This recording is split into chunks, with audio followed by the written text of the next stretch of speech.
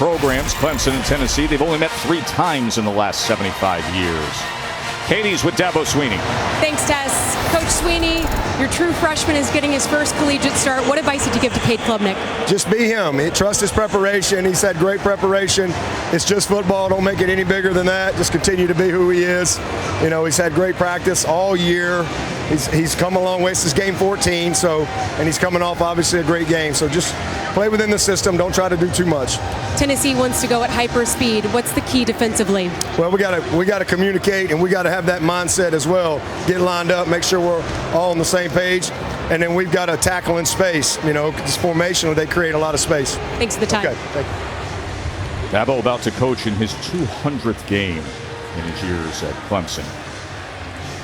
So again, Clemson won the toss. They elected to defer. That means Dylan Sampson, who's a dynamic, speedy, true freshman running back and return man for the Vols, is set to return if he gets the chance from B.T. Potter, an excellent Clemson specialist.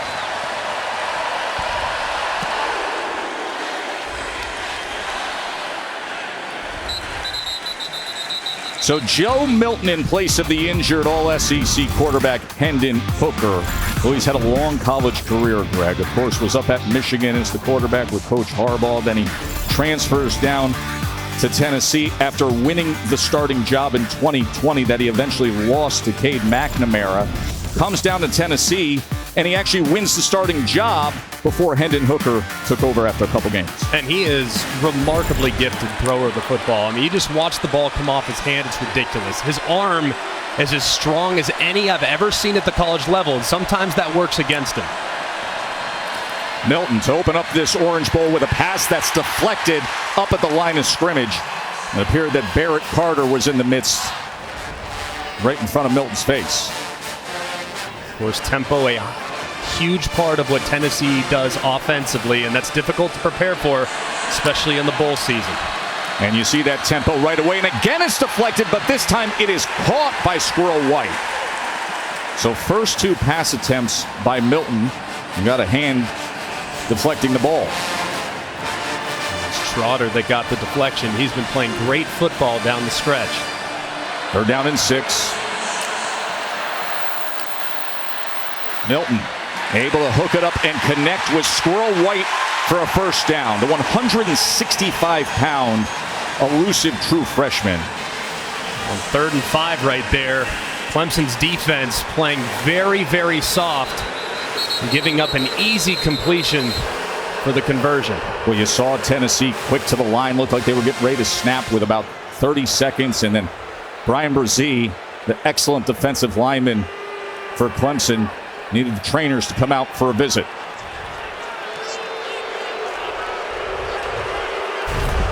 Look at the cushion to the right-hand side. It's 3rd and 5. They bring internal on the rotation, trying to rob the middle of the field. You have an easy little hook route. You throw for a nice completion and an easy conversion. But at some point, look, we all know that Tennessee is not afraid to take the top off the defense. You know Clemson's trying to keep the ball in front of them. You can't play that soft with that down and distance, or Tennessee will convert every single time. Milton with time on first down. That ball was nearly intercepted as Barrett Carter had a chance on it. He was looking to connect with Squirrel White.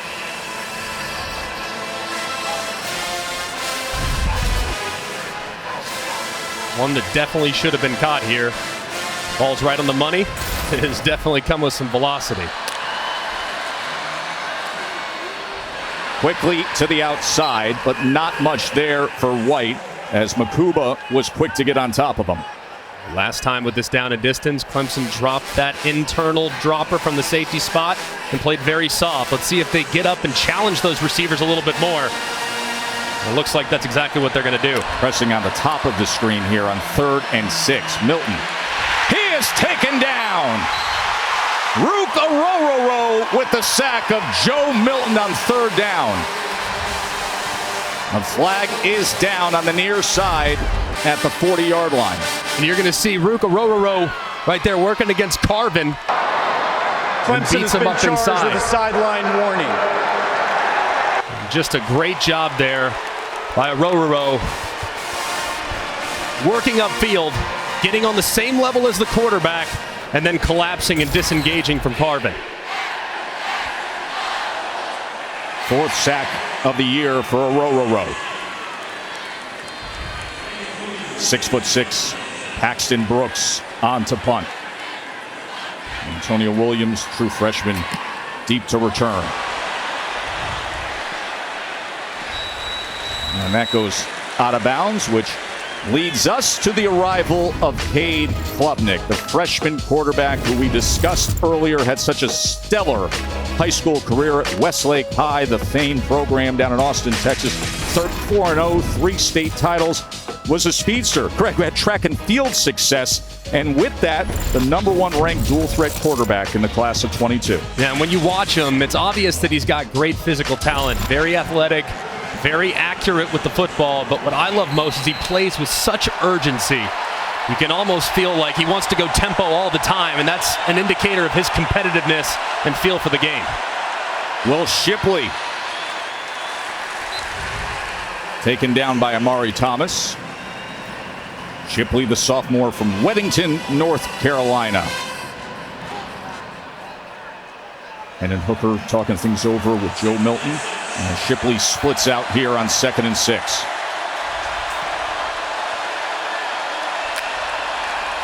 Klubnik, first start, first pass, and he is torn down. That was Aaron Beasley coming in hot. And just a great timing right here. And the right guard, Parks, just can't get down in time. He sees it late. Just a great finish there by Beasley as he timed it up beautifully. Leading tackler on the Vols defense coming up big. And this is a defense that's without some key players. Jeremy Banks, the other starting linebacker, opted out on Christmas Eve. 3rd and 14 after the sack.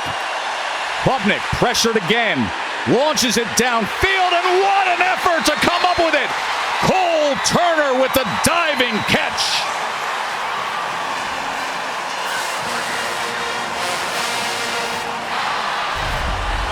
What an unbelievable catch by Cole Turner up the sideline.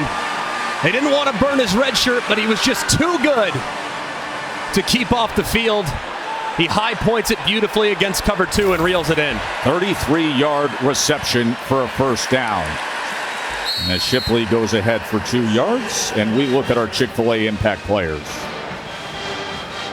Very clear who the impact players are going to be for Clemson's offense. It's Will Shipley at running back, just outstanding. And now Antonio Williams, the freshman, he's got so much juice. And then defensively, Beasley, we've already heard from him. He's got to play big with Jeremy Banks not being available. And Byron Young, the edge rusher, is going to be putting pressure on the freshman all night long. Klubnik, play action, gets it quickly to the outside to Ngata. Ngata, who has struggled with injuries in his career, has always been thought of as having huge upside, comes up with a 14-yard reception. And another first down for the Tigers. Really nice anticipation right there from Cade Klubnik. Threw it before the receiver got out of his break, and it was an easy completion.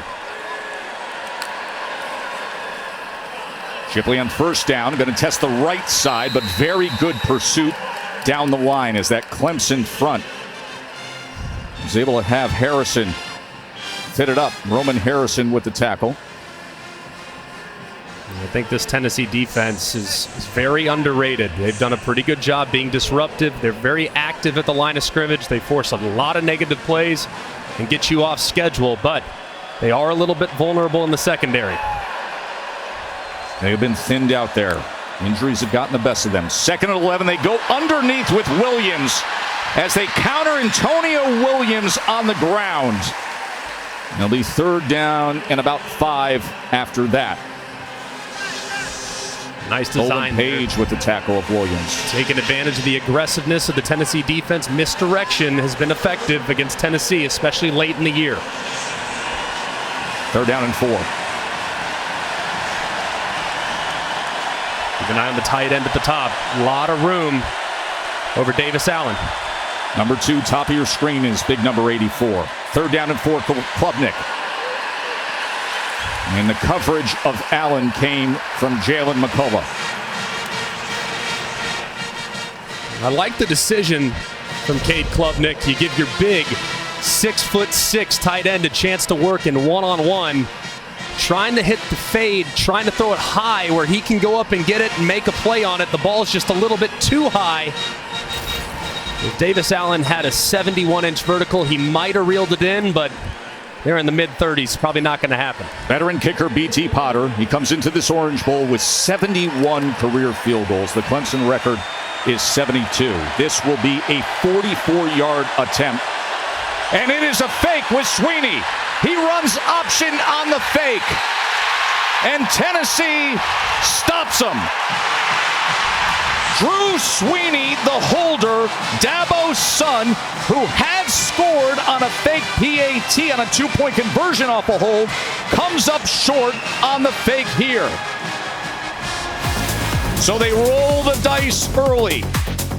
Drew Sweeney kept it himself, was wrapped up on fourth down as you're watching the Capital One Orange Bowl.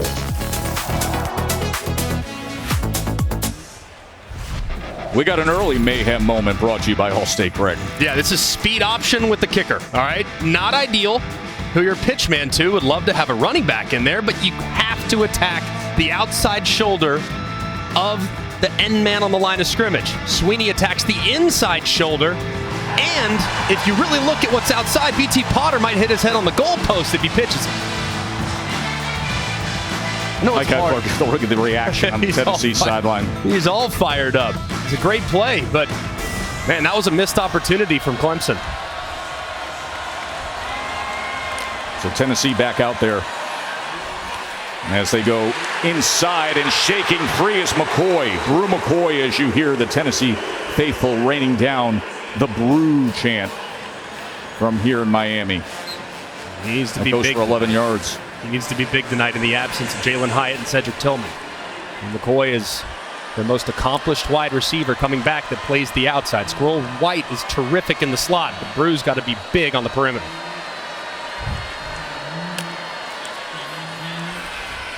Jabari Small not finding much against that talented and stout defensive line for Clemson. So Cedric Tillman, who was a breakout star a year ago, he was injured this year. He's into the NFL process. As there is a Tennessee offensive lineman who was slow to get up. You mentioned Jalen Hyatt, the unanimous first-team All-America. He opted out as well. We'll take a break as the training staff is out on the field. The Capital One Orange Bowl is brought to you by Capital One. What's in your wallet? AT&T 5G. Too much college football is never too much. And Taco Bell. Taco Bell is giving back to students all postseason long by giving them free tickets to the biggest bowl games of the year. Some Tennessee memories of Orange Bowl's past. Of course, Peyton Manning, his final game as a Vol was against Nebraska here. And Nebraska's Tom Osborne had his final game in a co-national championship. Peyton's been loving it down here in South Florida this week to have Tennessee back in the spotlight in this breakthrough season. I think he was one of the first guys out there pregame out on the field, so I'm out there with his son. He was out there before the players, man. It was Gerard Mincy, the left tackle, Greg, who was slow to get up after that last play. So Jeremiah Crawford comes in to replace him. He has split time at left tackle this year. 2nd and 6, Milton. As he quickly gets it to the outside, and it's complete again to Brew McCoy, the transfer from USC. Nice route there and good timing. Just barely getting it off before Brian Brzee delivered a hit. First down pass for Milton as he tries to keep it alive and struggles to get back to the line of scrimmage as a flag is down right in the middle of that offensive line.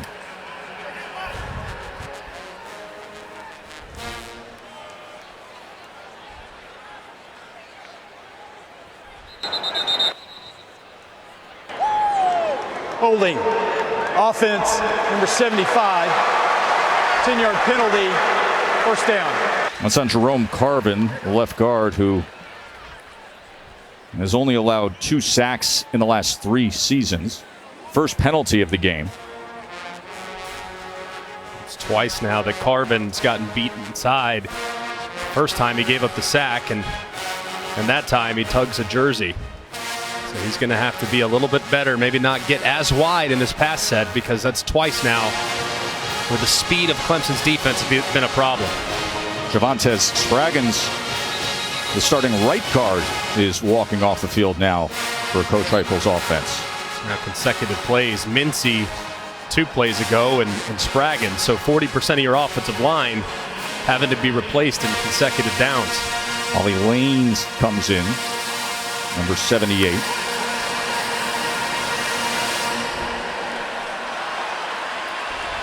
First and 20 after the penalty. Milton, as he goes underneath to Fant. Princeton Fant, their do-it-all offensive weapon. That's a 15-yard reception. Just an excellent route here by Fant out of the stack alignment. Little option, give a shimmy. And for a big guy to be able to deliver a route like that, it's really nice. Second down run by Small as he breaks free for another chain move for a first down for the Vols. This is where the tempo starts to become real tricky for the opposing defense. Look at how quick they are to the line. Snapping at 31 on the clock. Milton turns out of it as a row was in his face. Downfield, and a flag is down as it goes harmlessly incomplete. He was looking for McCoy.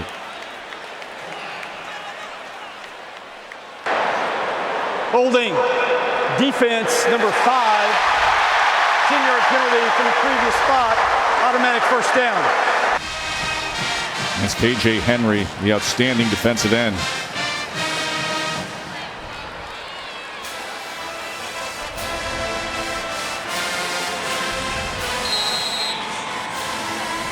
This is the spot of the field where Tennessee likes to go heavy play action, then throw a post to one of their outside wide receivers. Here at the top of the red zone, right at the fringe, this is where you get a heavy play action and maybe just hit Brew McCoy right across the safety's face.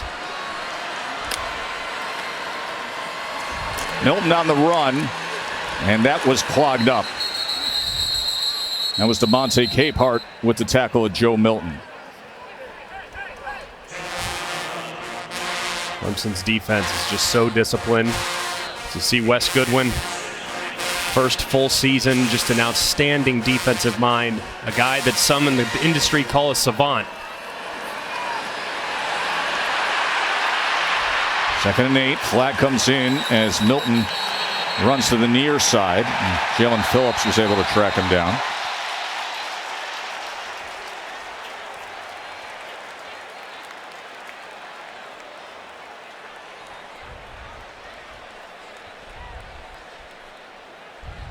Josh Heupel, who is back to the play calling duties as Alex Golish, who was the offensive coordinator, left to become the USF head coach.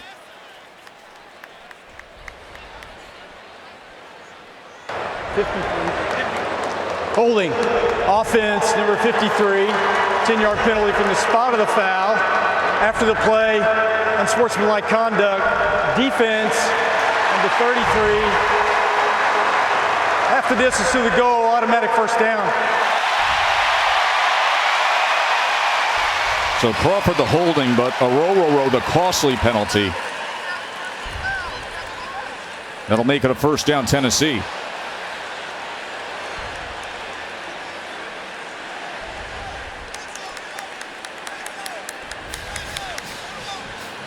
As this Big Ten crew will walk it off.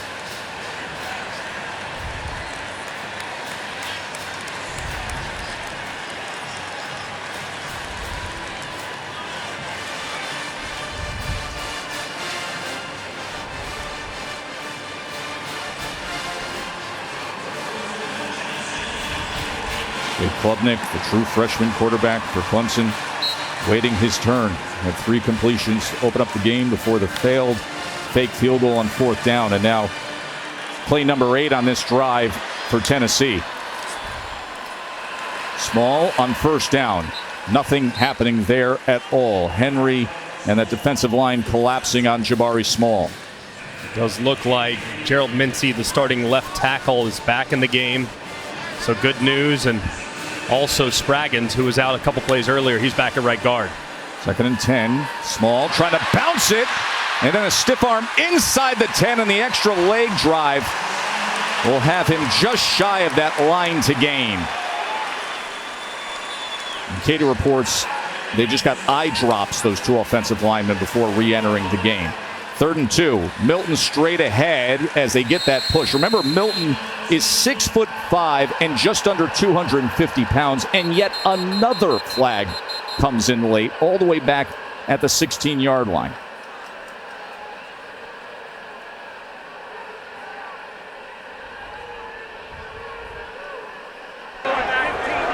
After the play, unsportsmanlike conduct charged to the Tennessee head coach, his first of the game, 15-yard penalty. It'll be 1st and goal. Josh Heupel tagged with the unsportsmanlike.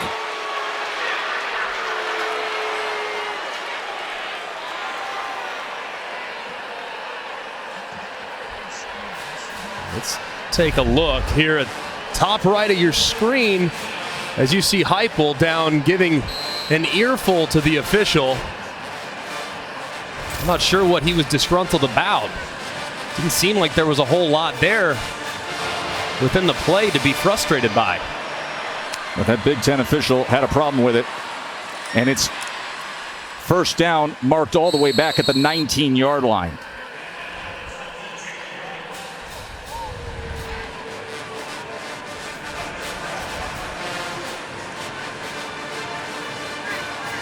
Very critical penalty, obviously, as your offense has lost a lot of very important yards down here inside the red zone.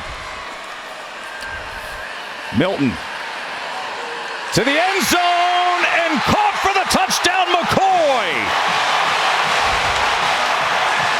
Milton to Brew McCoy as he went over the true freshman corner, Jaden Lucas.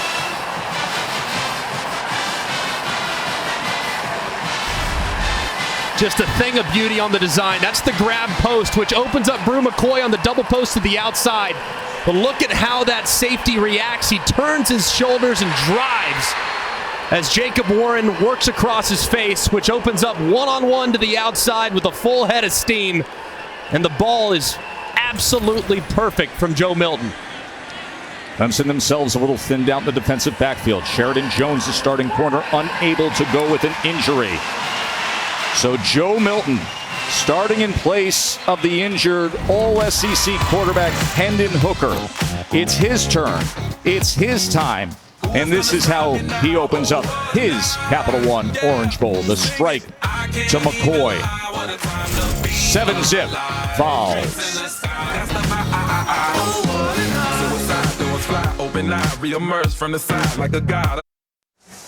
Great scene at Hard Rock Stadium where aerial coverage is provided by Goodyear, celebrating the challenge of road games everywhere. Are you ready for the road? Goodyear, more driven. Spectacular day here in South Florida in the mid-80s, still in the mid-70s right now here for this primetime showdown between number 6 and number 7. Tennessee's Joe Milton moments ago with a 16-yard strike to Brew McCoy.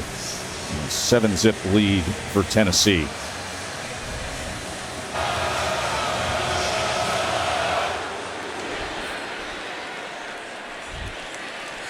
Katie? You know, Tess, Joe Milton told me he was able to get his confidence back this season. He started trusting himself and his abilities. He had taken the fun out of the game, which is why he played the sport in the first place. His friendship with Hendon Hooker has certainly helped that. But Josh Heupel says as Milton's understanding of the offense has increased, he's been able to play freer and faster, which ultimately just allows you to enjoy what you're doing. And he's certainly enjoying himself thus far tonight. Had to enjoy that last drive. Look at those numbers on the last drive, Greg. The touchdown pass was just a thing of beauty. Klubnik spins away from Shipley and comes back the other way to Davis Allen. Well-executed play by Cade Klubnik and Clemson. Eyes to the left, eyes back to the right, eyes to the middle. Everybody and their brothers running this play right now because Brock Purdy threw a touchdown on it a couple weeks ago, and it's so effective. You fake the screen to the left, you fake it back to the right, you sneak the tight end up the middle. Allen goes for 11 yards there. Shipley motions back. Klubnik. He throws back shoulder as he's able to connect with Joseph Ngata. See Brandon Streeter, the offensive coordinator, working with a very talented freshman class. Obviously, so much will be made of Klubnik, but I tell you what, Cole Turner and Antonio Williams, they're going to light some people up for quite a while here at Clemson. Streeter's first year as the play caller. Tony Elliott left to become the head coach at UVA. Klubnik off of play action. A lot of time to wind it up. Takes a shot downfield, and the flag reins in as McCullough got tied up with Ngata.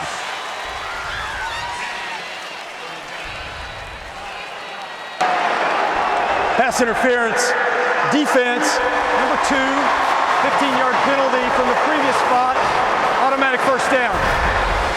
And this ball was in the air for a very long time, but you see that left arm of McCullough clearly kind of drag Ngata down. Pretty well thrown football, just giving your guy a chance. Tough on the defense there, that's for sure, but a great call by the official. 15-yard penalty puts the ball at the Tennessee 37. Maffa with the carry. He's the big 230-pounder. As he came on with Shipley in the backfield, goes ahead for 2 yards. I think Maffa, obviously, more of a downhill guy. Shipley, a little more versatile, really a 3-down back in today's football. Maffa, more your traditional first and second down back, and obviously a guy that's going to excel in short yardage and at the goal line. It's Tamarian McDonald. Plays that star position for Tennessee, who the trainers are out to see. We'll take a quick break as they tend to him.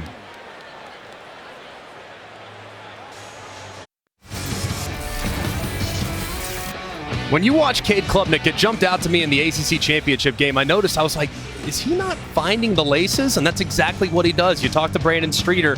He said he is very comfortable throwing the ball without the laces. Most quarterbacks there, he had plenty of time. In quick game, yes, you have to throw the ball without the laces from time to time. But when you have time, most quarterbacks want to catch and find the laces. But he was trained by one of the best high school coaches in America in Todd Dodge.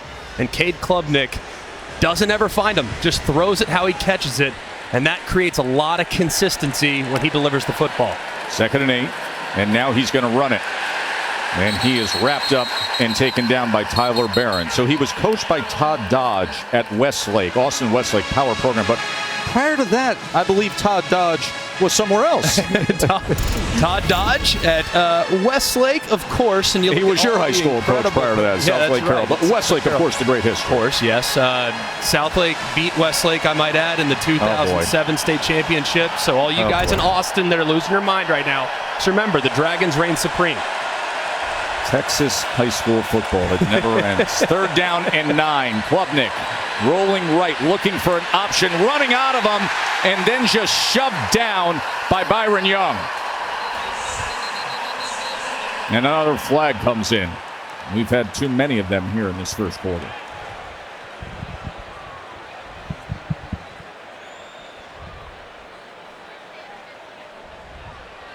There is no foul for a low block in the play. So the first team All-SEC defensive end voted by the coaches comes up big. And just plays with relentless effort. Great job here. Chasing it down. Klubnik, of course, trying to keep the play alive, but that window is going to close very quickly when you have a guy like Byron Young in pursuit.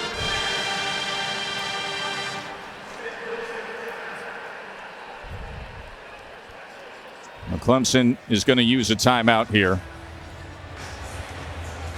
after they were stopped on 3rd down.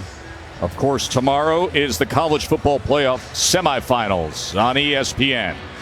Number 2 Michigan taking on number 3 TCU. In the Verbo Fiesta Bowl, that comes your way at 4 Eastern. And then is the Chick-fil-A Peach Bowl at 8 o'clock. Number 1 Georgia and number 4 Ohio State. Greg, if we are to have something funny go on with TCU tomorrow, how would they go about it? I think everybody knows the path to success for Michigan, but here's the path of success for TCU. They have to stop the run. Good luck. That's tricky. You're playing the best offensive line in college football. You have to create favorable matchups. You have terrific weapons on the perimeter, and I think they have to create some short fields as well. TCU's excellent at being opportunistic. So they do those three things, they can punch their ticket possibly to the national championship. This is a 55-yard attempt by Potter. He has made 4 from 52. He has the leg, but does he have the accuracy? It is off to the right. So they fake a field goal that gets stopped and then a missed 55-yard attempt. I'm no kicking expert at all. You are, Tess. Your son, of course, a terrific kicker in college. But that looked like he got under that one a little bit. It just over-rotated. That's what you often see with the over-rotation. By the way, though, he has the legs. Greg, he has 9 field goals over 50 yards in his career. So they have supreme confidence in Potter to give it an attempt. But this was from 55 yards. And to your point, a lot of rotation, and that is when you do get under the ball rather than that slower rotation that's going to get you more trajectory and lift and a better chance at making it. So you just caught it a groove high on the wedge is what you're telling me? As you would know. Here is Fant on first down, the tight end who has scored 8 touchdowns this season. I think Fant, a little bit like Jabari Small, a very underappreciated part of this offense. Very physical in the run game, willing blocker, but also effective in space. Jalen right now as he tries to get to the outside around Woodaz. Good pursuit by Clemson. Only 2 yards there. It'll be a 3rd down and 4 as R.J. Nickens was able to chase down right. And these 3rd and mediums so far from Clemson, they've really played some soft zone, and let's see if they maybe try to heat up Milton. They go with right, and he goes nowhere. Wade Woodaz, just his 2nd career start with the tackle. And they've been going with mostly zone coverage here early on. This time you see the guy running with the motion guy. That tells you man coverage. So they made a slight adjustment right there and brought a little weak side pressure. And they were able to drop the back in the backfield. Just an excellent call there by Wes Goodwin. Paxton Brooks, starting punter for his 4th straight season for the Vols. As he launches away, Williams back on return, calls for the fair catch just around the 20-yard line.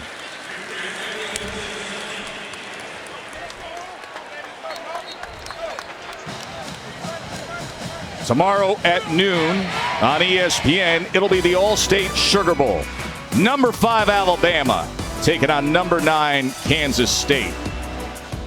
And that's Kansas State returning to a New Year's Six for the first time in a decade. A lot of people out there I hear saying, Alabama, when they get in these kind of situations, how much do they really want it? You say the opposite. No, I think that we know Kansas State wants it. That's a seminal moment for the program. But I'm telling you, man, Bama is very upset about how this season went and just how close they were. I expect them to play well tomorrow morning. What a fun day of college football tomorrow. You start your day that way, then you got the playoff. Trying to wrap around the back was Ngata, and of course that's going to bring out the flag as Haddon tried to have coverage with him.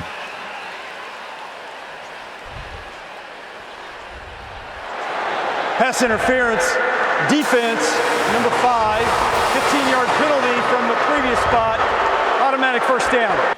It's now 5 penalties for 55 yards on Tennessee.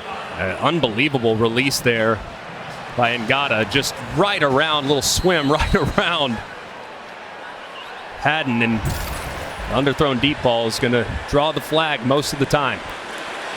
Maffa on the short pitch, able to keep his balance, and again making the most of it is Phil Maffa. Aaron Beasley finally was able to get to him. I'm telling you, man, the more you watch Phil Maffa, the more you kind of start to fall in love with him. I mean, it's easy to love Shipley with how many different ways you can use him and how he can be in the slot and he can be an effective contributor in the passing game. But I'm telling you, man, Maffa is a tough runner and has surprising agility at 230. Well, now they're in the backfield together. They fake the short pitch. Klubnik goes down to Shipley on the other side. And they are going to say that he was out of bounds. Ooh, man, that was one heck of an effort there by Shipley. We just referenced him being able to contribute in the passing game. That right there, back shoulder, downfield on the wheel route, almost drags the toe. It looked like that right foot was on the line. This Big Ten officiating crew all over it. Great communication there by the back judge and the side judge. And they determined it was incomplete. But really, it's been good pressure so far put on Cade Klubnik from Tennessee. They keep getting unblocked defenders in the backfield time and time again. 3rd down and 3. Klubnik goes inside and gets it complete to Antonio Williams just beyond midfield. The true freshman who leads the team in catches. He's electric now. I mean, he's got a lot. When I watch him, it's a lot of Amari Rodgers. Just great catch and run. Probably never going to really live outside, but you put him in stacks and bunches and you motion him around. I mean, he is a really fun piece that you can use in a whole bunch of ways there on offense. 1st down run, Maffa. So he gets it to the 44-yard line.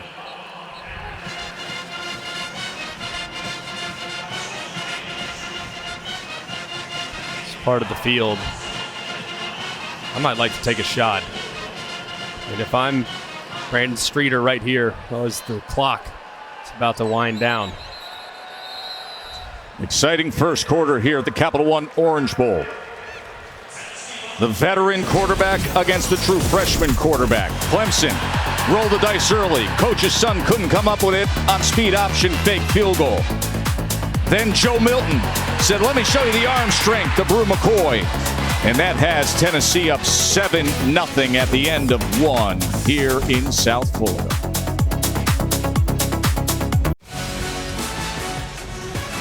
Glad you're with us watching the Capital One Orange Bowl.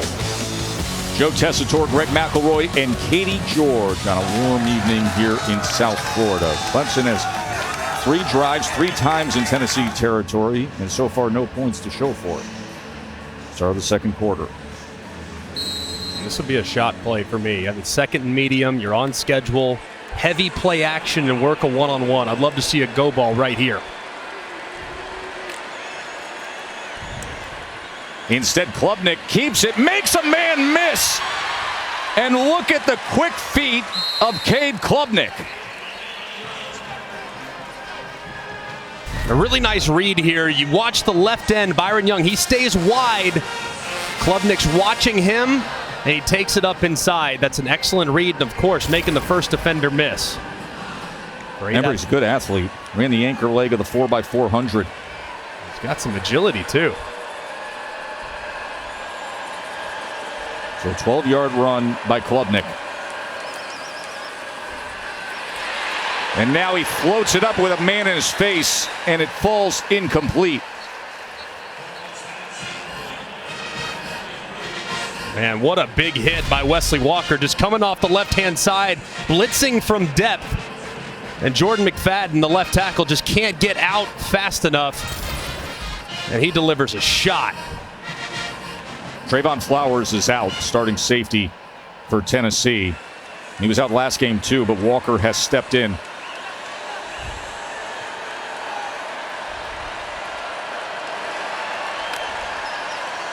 Second and 10. Klubnik goes underneath. That is incomplete. Not a live ball, as Shipley did not hold on to it. Slaughter came in with the big hit. And then McDonald played the ball, but it is incomplete, so it'll be 3rd down and 10. And this one, it looked like Klubnik kind of predetermined where he was going with the football. Shipley's out in the flat, and he's got Antonio Williams wide open, right in the middle of your screen, right there, wide open. Instead, he forces it to the outside as the flat defender condenses. He's got an easy completion if he gets his eyes back inside just for a half second. 3rd and 10. Trying to set up the screen to Maffa. Byron Young was pressuring again. It's just a little bit of youth on display right there And the talented Klubnik. One play, he gets hit. That's the first play. And the second play, he forces it into double coverage when he's got a wide open receiver that would have converted for a first down. And the third play, he didn't sell the screen enough and retreated too early and delivered a fastball that was uncatchable. Potter back out there. Miss from 55, this from 49.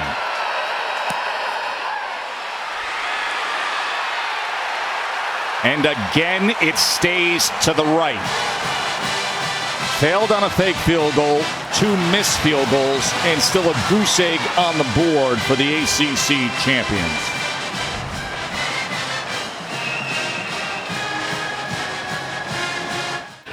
Well, as you know, Taco Bell is bringing us the Live Más students section and its students to the Capital One Orange Bowl. Tonight, they're picking up the tab for the students from each school so that the passionate fans could come cheer on the team. And tonight's game, Greg, it features the winners of the 2022 Live Más Student Section of the Year, Tennessee's Rocky Top Rowdies. Deserving. Anytime you throw a piece of goalpost into a river, that's usually a prerequisite for winning some postseason awards. Oh, man. Back on October 15th, the thriller against Bama, goalpost went for a tour of Knoxville. After the missed field goal, Joe Milton looking for the quick strike. Instead, he's got a whole lot of traffic, and he's got Brazee crashing down on him. Brian Brazee with the sack, his 9th of his career. And this is Brazee working again against Carvin, the left guard. That's the 3rd time now that Carvin's been pushed to the outside and then beat inside. Protect inside out.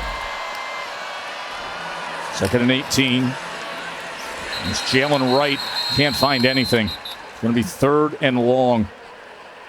Brian Brazee, young man, has faced incredible grief this year. The loss of his sister Ella, her battle with cancer.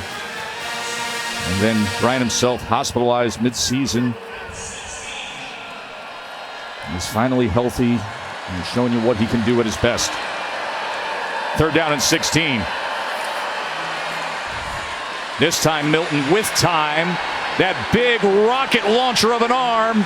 And it's incomplete as he was trying to get it to Ramel Keaton.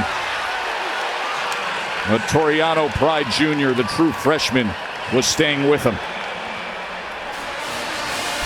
Man, I told you, man, this kid could send it. But Toriano Pride, great job getting that left arm up, timing it perfectly, getting your eyes back inside. Keaton did a pretty good job of timing his jump. But that is extremely well defended by the freshman. 2nd straight 3 and out for Tennessee. Paxton Brooks to punt away. Chance for a return for Antonio Williams. Brooks back rotation, slight knuckler, which forces the fair catch at around the 34. What's going on, Katie? Well, Tess, Cade Klubnik's going on. He is super poised and always calm on the sidelines. In between series, he sat down and Dabo Swinney came over and had a conversation with him. He said, you need to be patient with your eyes. You got to find him and deliver the ball. As he had that conversation, just nodded, locked in. Yeah, it's just a great job by Dabo Swinney. He sensed, I think we all kind of did, that 3-play sequence where Klubnik just showed a little bit of youth, not much. You get hit by a blitzing safety, I would show some youth too, but you just got to settle him down. And Dabo Swinney in his 200th game, he's been here before. He knows how to do it, that's for sure. 34-yard line is their best starting field position. Klubnik, he is taken down again by Aaron Beasley.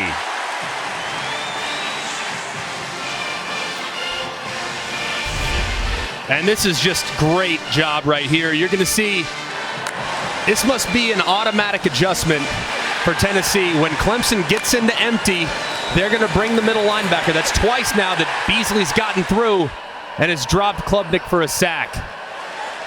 Great blitz and a great finish. 2nd and 17 after that.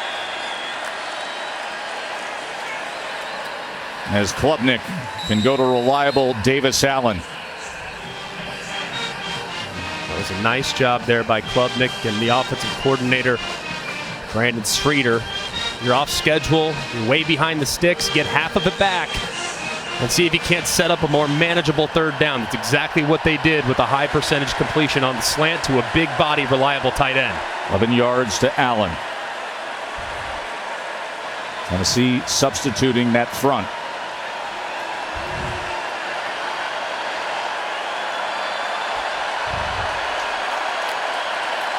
Third and 6.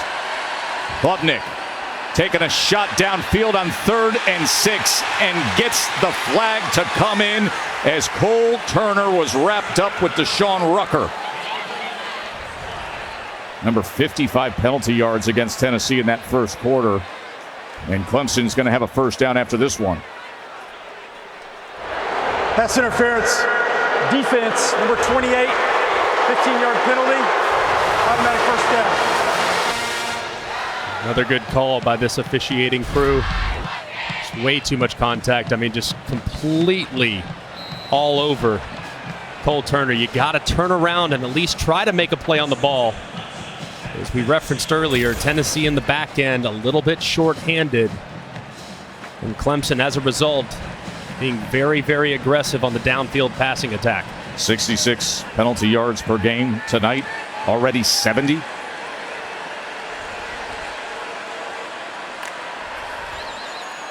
Klubnik goes back against the grain to Williams. Blockers in front for Antonio Williams. And Williams makes the most of it on a well-designed play for Clemson as he goes for 25 yards.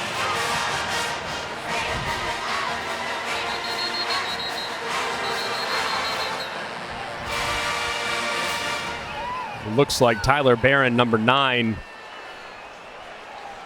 as they were going in for the tackle, he kind of got his arm twisted in. This is just such a cool design. You fake the jet sweep, then you go all the way back to the right, get full flow. Look at all those Tennessee defenders running to the right to stay out in front of the quarterback, and then boom, you time it up beautifully.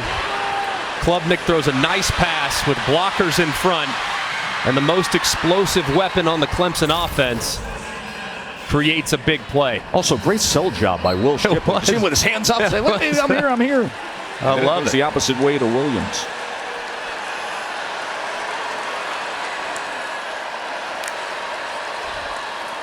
And now they go with a pass from Allen, the tight end, throwing it to the end zone, but incomplete as they were attempting to go tight end to tight end. Allen looking for Brenningstool. You see Allen just tapping the helmets. Hey, my bad, bro. It's really well designed. It's perfect. You got the lefty rolling to his throwing arm. But Davis Allen, that one's going to haunt him. As someone that's missed plenty of throws into the end zone to wide open wide receivers, he's going to remember that one for a while, and the coaches will probably give him a little bit of a hard time in the film room tomorrow. Second down, going nowhere, and it's Beasley again. Aaron Beasley is having a sensational first half. I mean, so far, he might be the best player on the field. I mean, he is just all over the place. Showing great instincts, going straight after Klubnik on the mesh. Just really a bottled up play right there by the Tennessee defense. And another 3rd and long in the red zone. Difficult spot here for the Clemson Tigers. All these drives into Tennessee territory and still trying to break through. 3rd and 13, pressure off the edge. Shipley picks it up, lofted downfield and incomplete on 3rd down. Bryson Eason on the other side was able to get that hit on Klubnik. Yeah, Eason, another big blow on the interior of that Clemson offensive line. Putnam, the senior, matched up against the defensive tackle, and they got to do a better job. There's way too much leaking in the protection right now from the Clemson offensive line. 4th drive that Clemson lines up for a field goal. The missed fake, the missed 55-yarder, the missed 49-yarder, and now this from 42. And that is no good. B.T. Potter, the veteran, who was the first player in ACC history to score 100 points in 4 different seasons. Cannot connect again. And it's still 7-zip. And Dabo thought it was good and found out it wasn't. You're watching the Capital One Orange Bowl.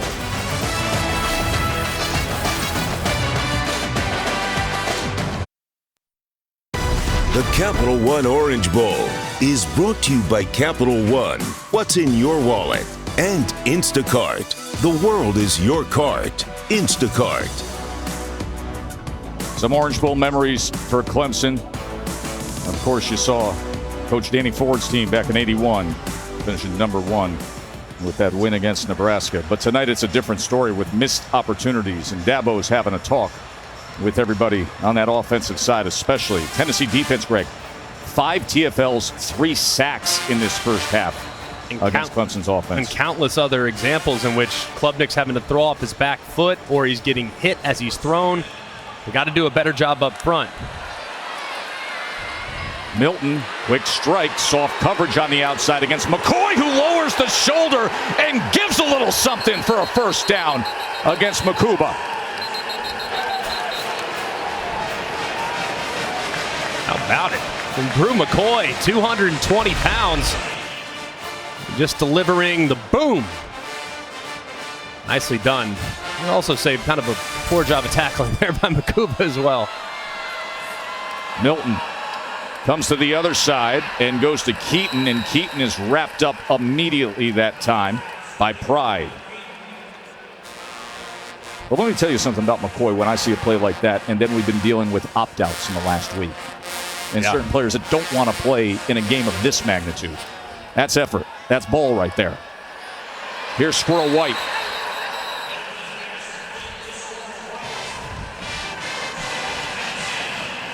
I like this offensive series so far from Tennessee. Just quick throws, getting the ball out of Joe Milton's hands quickly and forcing Clemson's defense to try to cover the whole field from a width standpoint.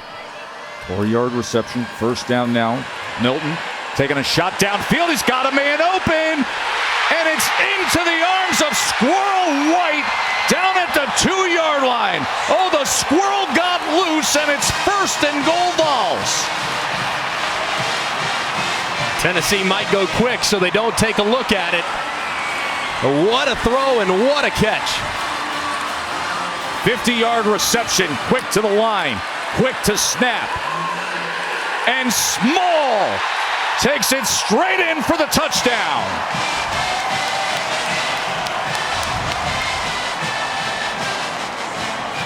Milton to Squirrel White, and then Jamari Small comes up big.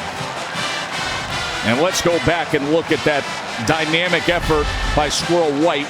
Did he call it in fully?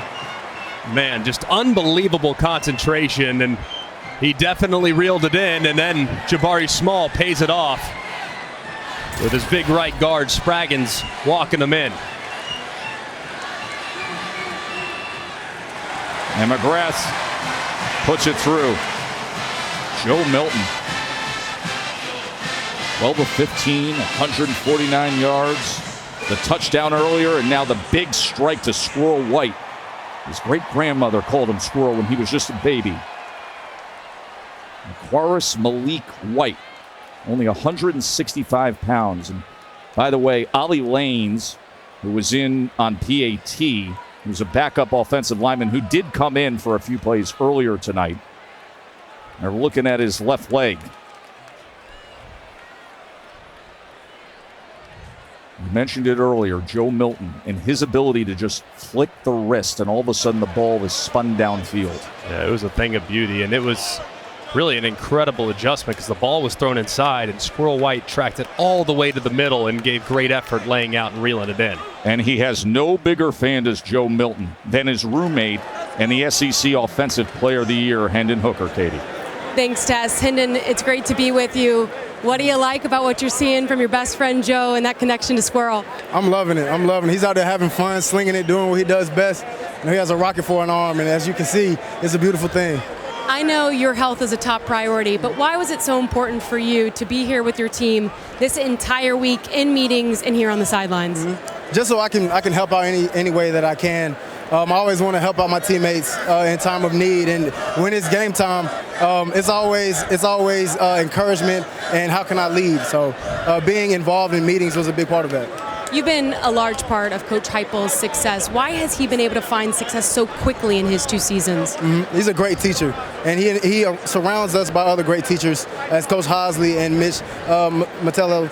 So really just them teaching us and us being attentive and learning day in and day out has helped us succeed. You're beloved in the college football community. What has your time meant at Tennessee? Yeah, it meant a lot to me, my family. Them just embracing me and coming off a rough season that they had. All I wanted to do was just help and do what I could do in order to get Tennessee back to where they belong. How has your rehab process been going? It's great. It's great. The first day out, I was moving at 60% bend, and now I'm past 90. So I'm excited for my journey. We're really glad to hear that, and we can't wait to watch where you land. Thank you so much for everything. It's been a pleasure covering your career. Thank you for having me. That's well said, Katie, and it has been, as Ollie Lanes continues to be looked at by the medical staff of Tennessee. He was injured on that PAT attempt. But Hendon Hooker, a great visit with Katie there. Greg, he had surgery 2 weeks ago in Los Angeles to repair the torn ACL, as Lanes is able to get to his feet and helped off the field. But the perspective on Hendon Hooker, an absolutely sensational season. Just amazing. I mean, the fact that he wasn't in New York is an absolute joke. It is. It is. It's an absolute joke. You're going to tell me this guy isn't one of the top 4 players in America? I think you're crazy. It's as simple as that. I think he's that good. And the way he delivered in big moments, I think is just terrific. I mean, taking this offense to a whole new level, being smart with the football, being able to push the ball down the field. But you saw there in his interaction with Katie, I got the chance to spend some time with him at SEC Media Days this past summer. He's an infectious personality. You just are drawn to the kid, and he's so highly cerebral. This is an offense that puts a lot on the quarterback's shoulders, and it's just really a joy to watch him cover. I couldn't agree with what Katie said more. I thought what was most moving, guys, was when Josh Heupel said Hendon Hooker, who he is the fabric and cornerstones of who we are as a program. You know, Greg, you've played on championship teams. Heupel said coaches aren't a whole lot different from year to year. What separates those teams is the leadership within.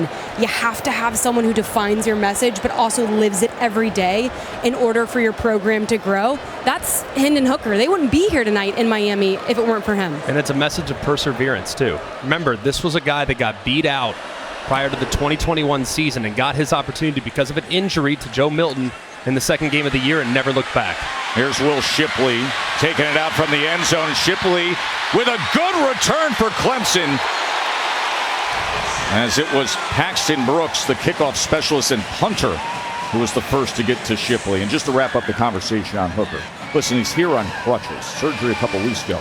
Past couple weeks, he was zooming into the quarterback meetings. He's an all-in team guy, a leader. And as you said, Travis Dee was in New York as a Heisman finalist, SEC Offensive Player of the Year by the coaches and by the Associated Press.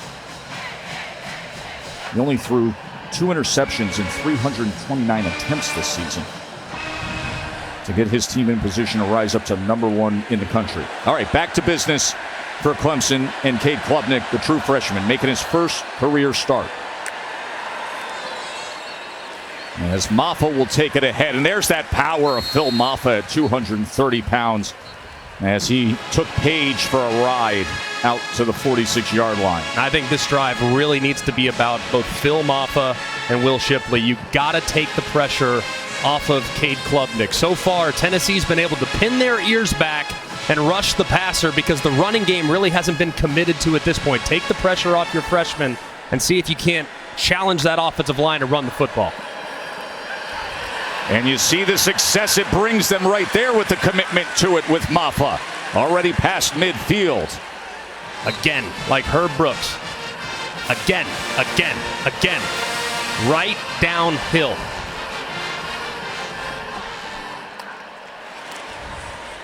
And now they pass off of it. It's tipped and nearly caught by Williams. He stayed with it and nearly came up with the reception. Just an RPO this time. They have a run play called inside.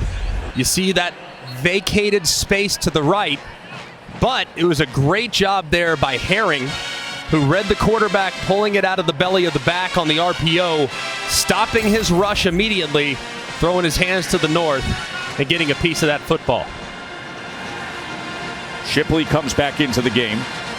He only has 5 yards on 3 carries. This time out of the backfield as he's able to use the block on the outside. He's done that before, just as Louisville high hurdling and going ahead. And that will move the chains as he went over Slaughter. How about it?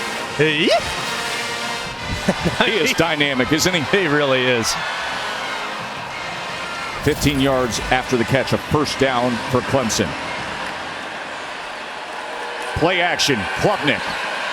He's going to tuck and run, and Klubnik didn't slide down and hadn't drove him back. Well, we mentioned what Will Shipley did against Louisville. How about this, Craig? Yeah. Maybe don't hit him low. Look at this. I mean, just unbelievable. Splits the defense. And as you see Travis Etienne, the all-time great Clemson running back, loving what he's seeing. Shipley going aerial again. It's a great player, man. Just a terrific football player. 2nd and 2. Maffa behind Klubnik. Klubnik pulls it. And Klubnik will have the first down. And consider all these drives that have come into Tennessee territory. 5 drives, no points so far. In position, haven't been able to come up with some critical third downs, and then the special team miscues. But commit to running it. Still, stay on the ground. It's working. Klubnik on first down. He's going to check down underneath as he goes to Turner. And Beasley was quick to get on top of it. Aaron Beasley's been so active in this first half. You see E.T. Potter looking on. He's done so much in his career, but I'm almost tempted at this point, after 3 missed field goals, 2 to the right, or 1 short, 1 to the right, 1 to the left. I'm almost tempted at this point. Maybe every drive is 4-down territory. 2nd and 11. Shipley's in the slot to the right of Klubnik. Now they motion him back, and they're going to run Klubnik off of it. And Klubnik takes it inside the 15-yard line. It'll be 3rd down from there. Jalen McCullough with the tackle of Cade Klubnik.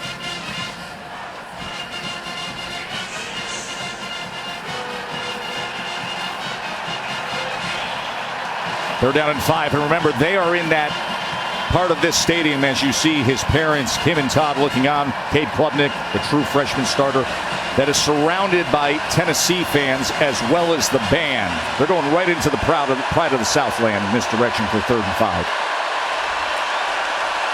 Klubnik, 3rd down. They pick up the pressure. He's all the way back to the 35-yard line as he had to toss it away.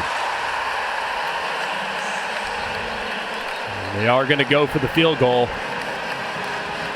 Just goes to show you, I mean, Dabo Swinney has so much faith in B.T. Potter, and understandably so, been so good for him for so long. But that was an excellent response by the Clemson offense. Just got to continue to play better in the red zone. Still don't know why they decide to throw it that many times as the field started to condense. 5th time lining up for a field goal attempt. 3 misses and a failed fake. And this just sneaks through from 31 yards. And with that, he ties the Clemson record of 72 career field goals. The hold of Swinney, the kick of Potter, and he says, finally, I'm back to being myself. And Dabo Swinney's team is on the board here in the Capital One Orange Bowl, 14-3, Tennessee.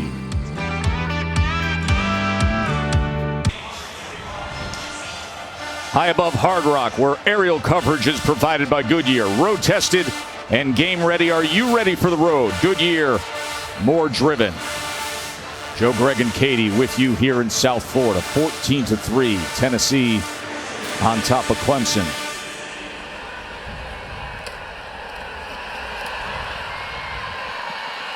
There's Williams on the return.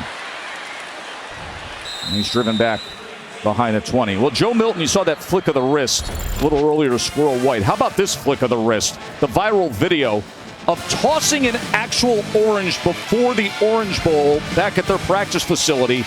The distance of the field and beyond, Greg, as it splatters against the back wall. It's ridiculous. I mean, I'm not kidding when I say this. The best arm I've ever seen is Jamarcus Russell. Milton doesn't take a back seat by much, if at all. And you see, I mean, just effortless. Moving, just flicks his wrist and it travels 60 yards. It's just unbelievable the velocity he could throw the football with. And now here's Small on the swing pass. Jabari Small, who's been the workhorse at times this year, especially against LSU. Went for 127 yards, couple touchdowns in that beat down of the Tigers. 4 yards there. Milton, plenty of time. Another flick of the wrist, another toss way downfield, and incomplete. And the flag does come in as he was looking for Keaton.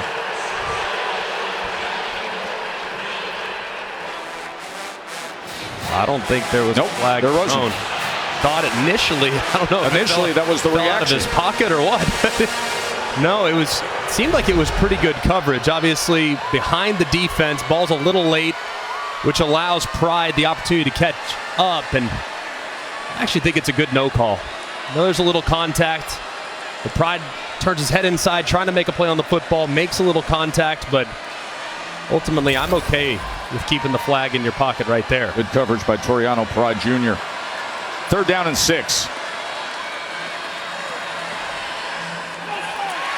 Milton tried to go back to Keaton, and it's incomplete. And a good job by the Clemson defense.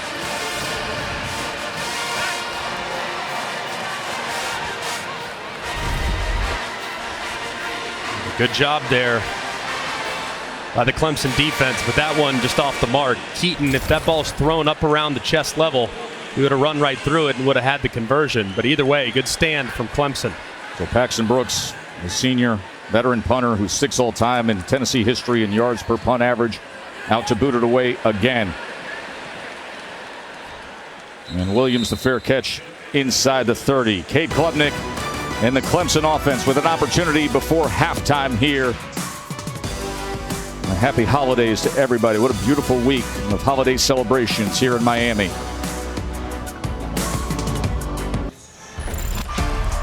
Cade Klubnik in the ACC championship game. He entered the game on her 3rd possession. He was 20 of 24, 279 yards, started red hot, started the game 10 for 10, and one of the most valuable players winning the ACC championship game, coming off the bench, and now the true freshman making his first career start here tonight in the Capital One Orange Bowl. And he's doing fine. They really just need to help him out. They got to be a little bit more committed to the run game. They did that on the last drive. And they also got to do a better job of protecting, because he's taken a lot of hits tonight from Tennessee defenders. Keeps it, pulls it from Maffa, and makes a good decision to slide down. Well, he does have a quick burst, doesn't he, Greg? He is. He can run. There's no doubt. I mean, he's probably not a guy that you want to have because of his size. I mean, he's under 200 pounds. He's getting closer, but as he gets a little bit more physically mature, he can handle a heavier load running the football. But ultimately, if he gets out in the open field, he's a problem. 10-yard run, 1st down pass now as he goes with the outs, and trying to juggle it there was Ngata, and yes, he does haul it in. So Joseph Ngata with the reception for Clemson. Also like to see Clemson maybe utilize a little bit of tempo. So when you're using tempo, you kind of eliminate the thought process. You don't overanalyze. I'd like to see him just kind of play with a little bit more urgency in the final moments here of the 2nd quarter, and then some of the time in the 2nd half. They're going to review that catch by Ngata. As you saw, he was struggling for firm control on the sideline. Ball kind of wobbled just a little bit. Of course, it was called a catch on the field, so there has to be indisputable video evidence beyond all doubt to overturn. Great job by the defender staying with it. Man, the ball's moving, but I still feel like he's definitely in play. I feel like he has it secured. Let's bring in our rules expert, Matt Austin. Matt? From what I see, I think he is still bobbling it as he goes out of bounds, but is it clear and obvious? It looks like it's still moving the whole way when that knee hits in the white. I would like to see this as an incomplete pass. Rolling on the field was a complete pass for 8 yards to Ngata. Matt Austin, longtime SEC referee, and our longtime rules expert, saying didn't feel like there was complete control as that knee hit. After review, it's an incomplete pass. Second down, 43-yard line. So they're going to wipe it away. That was just a great job there by Kamal Hadden, just staying with it. Looked like he was going to give up an easy completion to the outside, but he continued to fight and got that arm in there and continued to tug at the ball, which ultimately forced it to wiggle as Ngata was going out of bounds.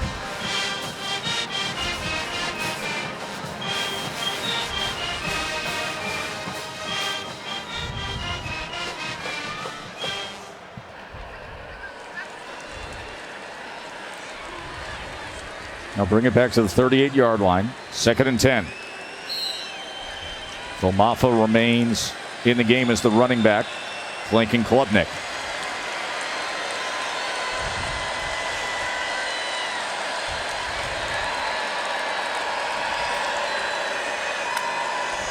Tennessee comes with a cat blitz off the edge, and that's the direction that Klubnik smartly goes to as Ngata breaks free. So they came with the cat blitz. Klubnik read it, got it out to Ngata. And this is really well done by Cade Klubnik. You're going to see him point to it. Look, oh, hey, here he comes. Take a peek. He knows exactly where that zone is going to void. Throws right into it on the corner cat adjustment. And Ngata does a great job after catch. Great recognition there by the freshman. That's what you want to see with the evolution and development of a young quarterback, and he picked it up right away. And now past midfield, extending the play, and then shows you the arm talent to the end zone. Incomplete. He was trying to connect with Cole Turner. And Danico Slaughter was there with him. And this is just late right here from Cade Klubnik. You're going to see the out and up to the top, out, and then up. And right here, if he's even, the rule is he's leaving. That ball's got to be in the air right now, because if you throw it just a half second late, that free safety's going to get up over the top, and the corner that's beat is going to recover just late on the double move that could have been a touchdown. 2nd and 10. Klubnik. Ball falls to the ground as it was right in front of Jalen McCullough, who thought perhaps he was going to have a pick. Well covered there by Beasley. This Brenningstool can't quite reel it in. I mean, Beasley's doing it all tonight. Blitzing, covering. Linebackers having himself a day. Big down here for the Clemson offense. Tennessee has traveled well, and you hear it on critical third downs. They're 2 of 7 on third down as Clemson. 3rd and 10 with the Tennessee fans roaring. Klubnik steps up. Nearly was able to get it to Spector, but just lofted too much on it. And just another example in which just a little bit late from Klubnik. It's really good movement in the pocket, feels that backside pressure, moves up, steps up, throw it right now. You don't have to continue to move. If you just throw it right there as you're sitting and you're starting to see Spector come to the green grass to the left-hand side, that ball's got to come out. You see, I mean, it's just the processing, the physical ability with Cade Klubnik is off the charts. It's just the processing and getting through progressions is still very much a work in progress, like it should be as a true freshman. This is Aiden Swanson's first punt of the evening, and did they save it? Touchback.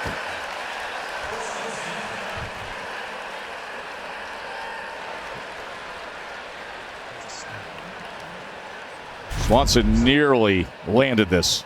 Very, very close. As you can see, that ball's in the end zone. It's a great effort. Great effort there. Trying to save it, but if the ball crosses the plane, it's going to be a touchback. Different rule than the NFL, so great effort, but an unfortunate break there. Want to remind you that in just a couple minutes, we will have the Mercedes-Benz halftime report with Kevin Nagandi, Joey Galloway, Jesse Palmer. Of course, they will get you set for the college football playoff national semifinals, preview both games, and get you up to speed with what happened with Notre Dame. Outstanding game earlier today against South Carolina, and that thrilling comeback. All the happenings from Atlanta with that crew.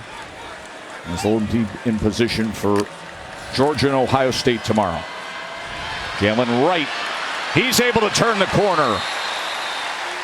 Wright, who led the team in rushing yards.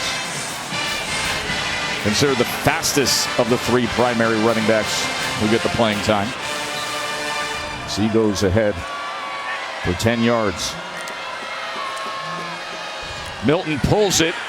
And Milton is taken down immediately by Wade Woodaz. Great play there by Woodaz. Milton thought that he was going to collapse and run, which would have given him a lot of space, but Woodaz read out of it and did a really nice job. Woodaz getting more and more playing time. Trenton Simpson, the outstanding hybrid nickel linebacker, who opted out, dealing with an injury, turning pro. And Woodaz steps up. 2nd and 14. Milton quickly to the outside to squirrel White. And White drives ahead for a few yards. It'll be 3rd down as Makuba and Wiggins combine for the tackle. Yeah, timeout. Looks like Clemson's going to burn one here, see if they can't preserve some clock. See if they can't put one together here, if they can get off the field on 3rd and long. 1:52 before halftime. Clemson will have one timeout, and we will remind you that tomorrow at noon on ABC, it's the TransPerfect Music City Bowl, Iowa against Kentucky. Great day of football tomorrow. We got Bama and K-State.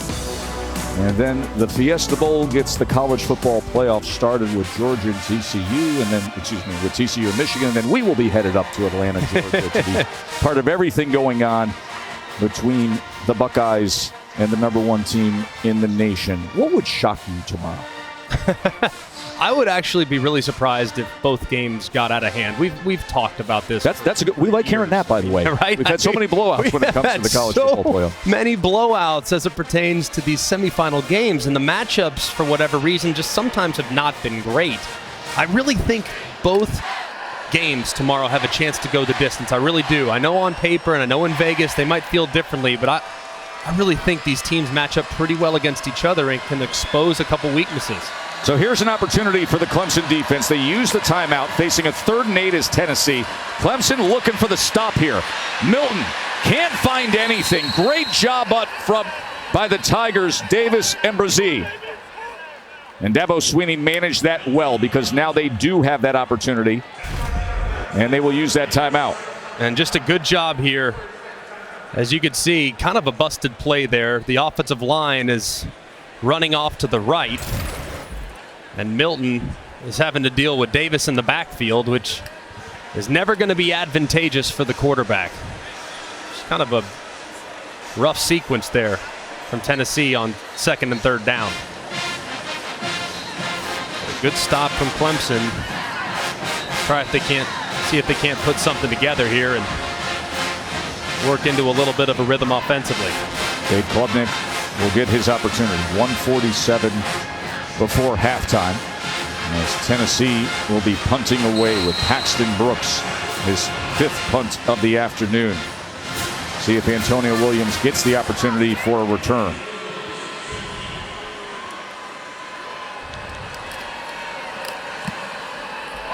It is a sky punt. A fair catch just inside the 30-yard line. Tonight's Capital One rewarding performance. Greg, the Tennessee defense in this first half. They have been relentless in their pursuit and really been a nice job so far from Tim Banks, the defensive coordinator. They have delivered time and time and time again in hitting Cade Klubnik in the backfield. The offensive line's done kind of a poor job, frankly, in some one-on-ones, and they've got some unblocked defenders that are constantly forcing the ball out of Klubnik's hands quickly. So it's been a really nice design so far defensively from Tim Banks with a group that is extremely aggressive. Tim Banks, who was the co-defensive coordinator at Penn State for 5 years, and now leading this defense. That's number 2 in the SEC in tackles for loss. Klubnik gets it complete to Davis Allen to start this sequence. So let's see what the true freshman comes up with here with no timeouts and a minute and a half to deal with. If he can cut into this Tennessee lead. Safety pressure off the edge. He looks the other way and he gets it to Ngata, who turns the corner just in time on the defensive back who was closing on it. And how about the ball placement too? I mean, throwing it away from the defender. When you throw a hitch, you got to hit him on the downfield shoulder. He throws it away from the defender. Look at it, hits Ngata right there on the left shoulder, the left pec. It's right where you need to throw it on target with a collapsing defender. But my goodness, that was almost to the house the other way. That was McCullough who was breaking on it. Getting a glimpse of what has everybody so excited about the future of Cade Klubnik. But it's about the now. Here in primetime, in the Orange Bowl. And should have had that, could have had that, as he was trying to get it to Brenningstool. Would have been a good catch from Brenningstool. Ball dove just a little bit on Klubnik. You see that nose down. Didn't come out of his hand great, and Brenningstool can't go down and corral it. Would have been a great catch.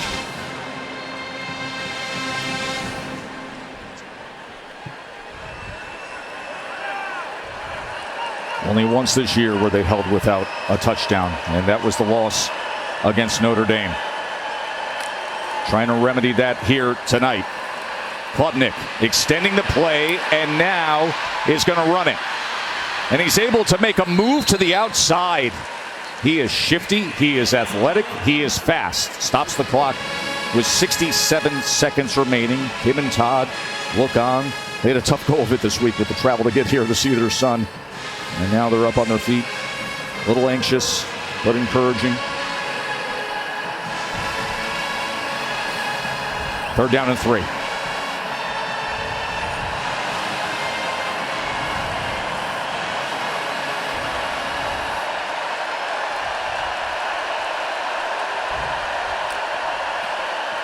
Third and 3, shovels it to Shipley, and Shipley's going to get it and more.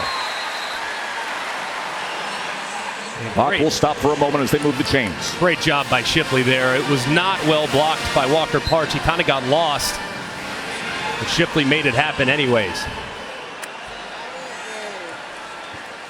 Klubnik, quick outs, and he's able to connect with Turner. The true freshman's doing a good job of managing things here in the final minute. Sometimes here in a 2-minute operation, you're getting more simplified defensive looks and you're playing in a more simple package. So oftentimes freshmen excel in situations like this. And he hits the slant to Randall, and that's a first down. 34 seconds remaining. Clock stops momentarily to move the chains. No timeouts remaining for Clemson. And he will clock it. 31 seconds remain. It's a nice drive from Klubnik, Greg.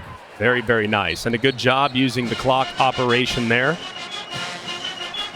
After the first down, you would love to maybe throw a fade ball to the end zone so you can have that extra down. Now you have 2 downs to obviously go 10 yards. So would love to have saved that down and see if you couldn't get a play called quickly. Now, if it was down in the teens or something like that, that's where I'd want to preserve the clock. But here, I think they had enough time to probably get a play called and see if they can't take a shot towards the end zone.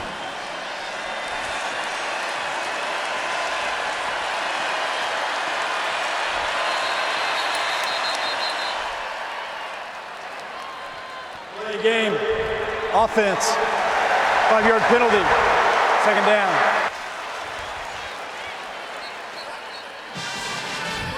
We'll get pushback to the Tennessee 18-yard line. Had 9 combined penalties in this first half. It's not often you see a delay a game in a 2-minute operation. The first time I've seen that, just kind of lost track right there. After clocking the ball.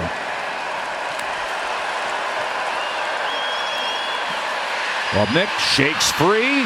Got to be mindful of the clock in a situation like this now as he gets back inside the 15-yard line. And it is 3rd down. Now, do they want to run a play or they want to clock it? I think you got time for a play. You're okay. 13 seconds, 12 seconds. Here's the snap. 3rd down. And he's going to be brought down with no timeouts remaining by Tyler Barron. And Dabo knows sometimes you got the true freshman who flashes and looks like the next great thing. And then sometimes you just got a true freshman. And that is the way it ends. Clemson 7 drives in the first half. 7 times in Tennessee territory. And 3 points. Good job there by Dabo. Those teaching moments are critical, aren't they, Greg? Here's Katie.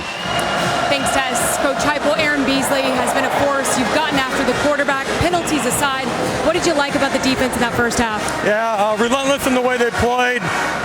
Obviously, we got to sustain a few more drives offensively, keep them off the field.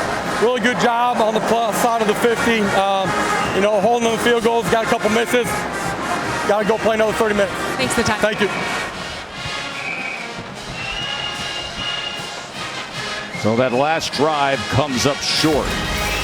Tyler Barron, the very talented edge rusher for Tennessee, was able to wrap up Klubnik, who made the decision to run with no timeouts remaining. But what does a veteran coach do? Coach in his 200th career game? You coach him up. Mercedes-Benz halftime report after these messages.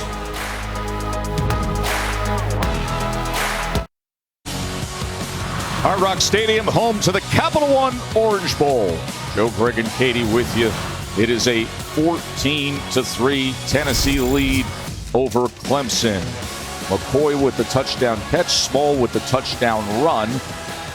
Game Track is brought to you by Princess Cruises. And Greg, you look at that first half by Clemson, I mean, total plays 53-36. They only have 3 points. Yeah, and to think almost 300 yards of offense resulting in just 3 points. It's obvious that at halftime, Dabo Swinney's message has to be finish.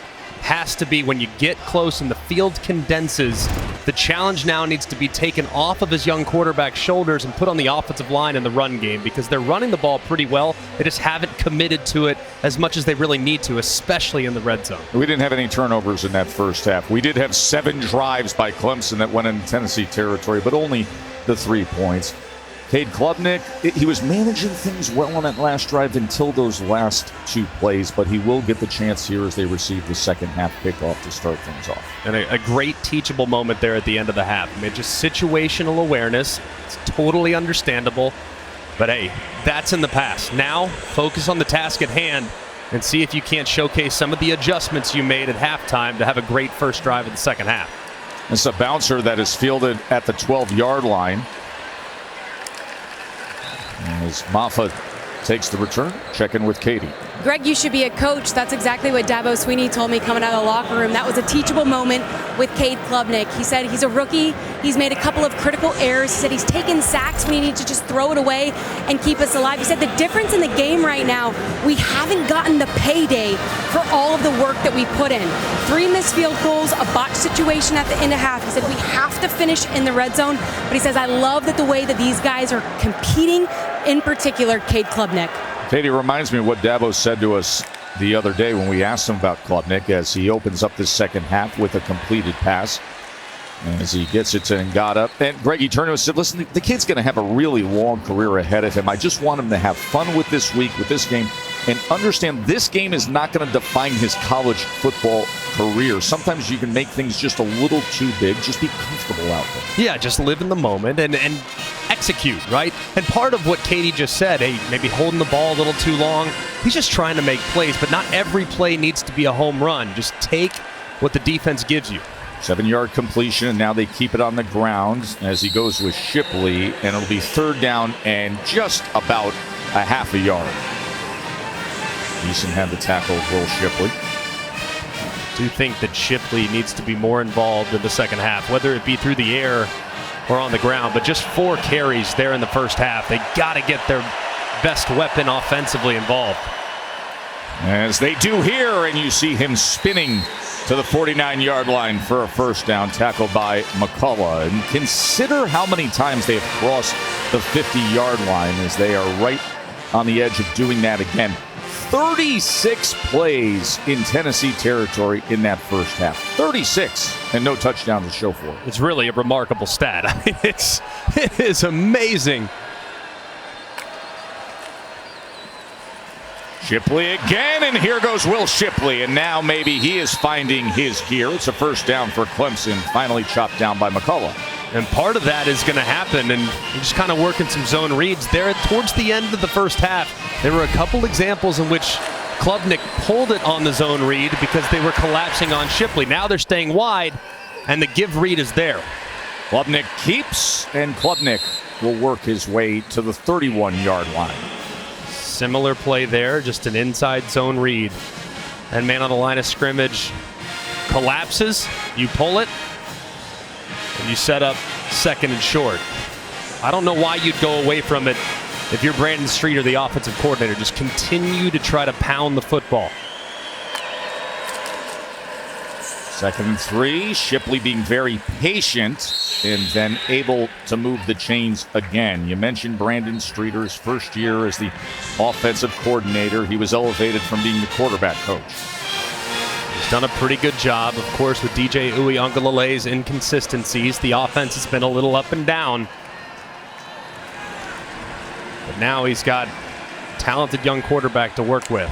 DJ, of course, was the starting quarterback the last couple of years, replaced in the ACC championship game by Klubnik, as Shipley is taken down this time by Slaughter. DJ's off to Oregon State, but he graduated from Clemson. That's a point of great pride for Dabo Swinney and everybody around the program. And DJ, for all the inconsistencies on the field, he was a bedrock personality and leader in the locker room, and I know everybody at Clemson will always love DJ Uiagalelei for everything he did there in South Carolina. 2nd and 8. Maffa, as he goes ahead for 3 yards. You know, Kate said that DJ opened his arms to him when he arrived. He was selfless, encouraging, willing to teach Klubnik as they push one another for the starting job. Klubnik said he thinks that's rare in the college game when an older guy, a direct competitor, takes a younger guy under his wing and is willing to help him. Kate said he's better for it, and he plans to return the favor for the next guy coming in. You had 2 quarterback rooms here with these 2 teams that have benefited from that. So we heard from Hendon Hooker earlier, detailing a relationship with Joe Milton. 3rd down and 5. Klubnik. Flag comes down as Klubnik just has to launch it away.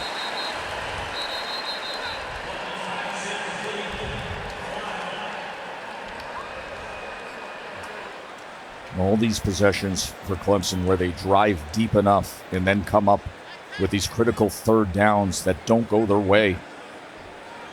This is a tricky one here. You're going to probably have a hold on Jordan McFadden, number 71. But do you go to 4th down, or do you take the penalty and potentially make the field goal harder, but you give them another chance on 3rd and 15? Offense, number 71. Penalties decline. 4th down. And a good job by Tyler Barron, the edge rusher, able to get that edge against McFadden. For the most part, pretty good opening drive for Clemson. You could see the commitment to the run game. Clearly, it was a point of emphasis at halftime to say we got to get the running backs more involved. Shipley responded beautifully there, and Klubnik did a pretty good job. Now BT Potter's got to pay it off. This from 40. He had just made from 31 after such a rough start to the game. And he's able to put this through. And it's back to a possession game. 14-6 now. It's been a hold your breath moment on special teams for Clemson. But BT Potter, the 5th-year senior, Dabo says, yes, that's how we want to start this second half. 14-6.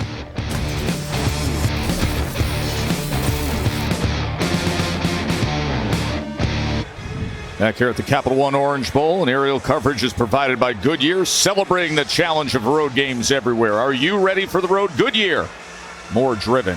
It's Tennessee offense, Greg, of course, #1 scoring offense in the country at over 47 points per game. #1, 538 yards per game. They got 14 on the board now and 191 total yards as they're set to get the ball here in this second half for the first time. Clemson just had the field goal on their first possession of the second half.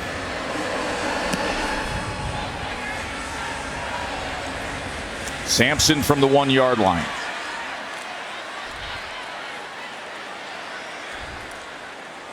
And he is met at the 25. Joe Milton really had a nice first half. I mean, made some great throws, 13 of 18, 155. This first touchdown pass on the double post to Brew McCoy in the back of the end zone, off the charts good. And then you see the flick of the wrist, and Squirrel White, he runs right underneath it. He is a really talented young man. I mean, really, really talented. The problem is his arm is so strong, it almost does him a disservice from time to time because there's a lot of long foul balls. That hasn't been the case tonight. He's been very accurate and very decisive. He's been very good on play action. You saw that line below. He's 9 of 10 on play action. That's batted at the line of scrimmage and then falls incomplete. And as Toriano Pride was trying to break on it. I do think for Josh Heupel, it's going to be important to involve his backs a little bit more. Kind of quiet in the first half. Was Jabari Small, and Jalen Wright had a couple of things out to the outside, but man, there really hasn't been anything between the tackles. Most of the damage has been done outside the tackles. Love to see Tennessee commit a little bit more to that downhill run game. Jabari Small goes ahead for 2 yards here, so that makes for a 3rd down and 8.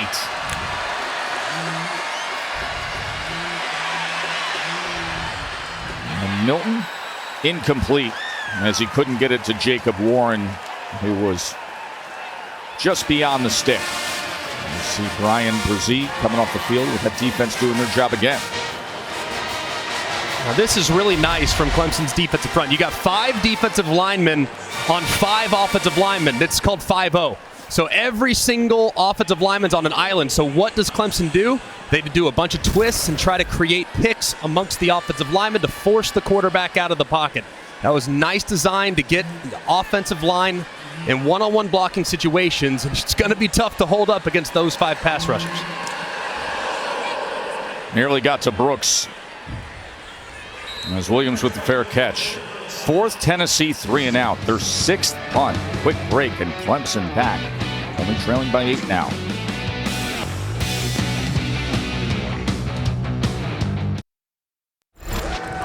Cade Klubnik's poise as a true freshman has been well documented, but Dabo Swinney says Klubnik plays with so much fire.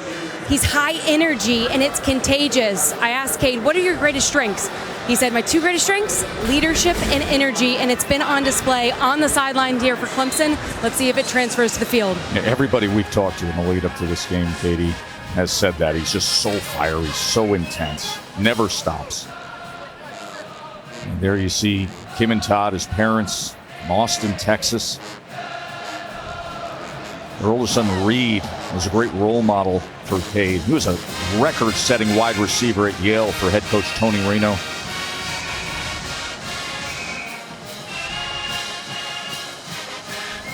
Young Cade Klubnik, true freshman.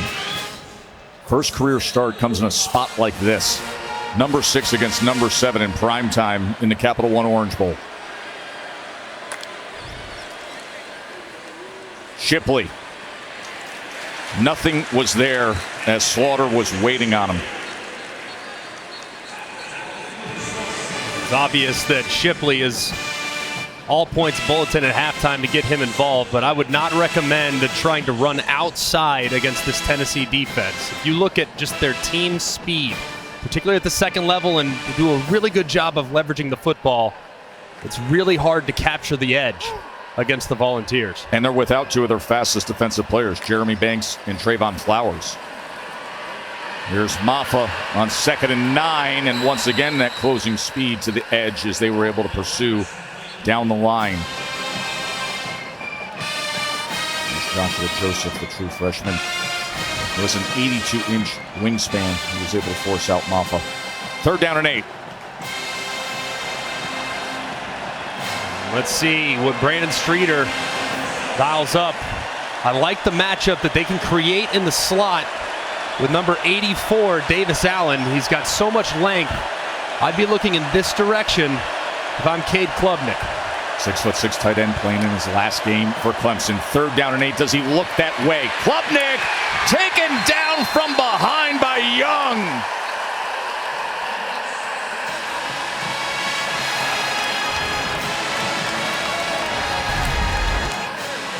Just a great edge rush here defensively from Tennessee. You see the speed upfield from Byron Young, and he just is able to get around Blake Miller, the freshman, and drop Cade Klubnik on a critical 3rd down. Just great speed, being able to run the loop there for the sack. That's the first 3 and out for Clemson tonight.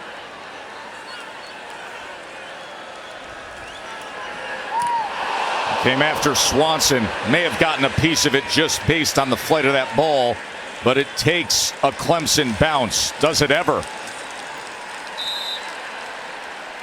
But Tennessee came up big defensively. Their 4th sack. Did they get a piece of this here? It went Superman. Maybe a finger just touched that ball. Flag is down at the 30-yard line.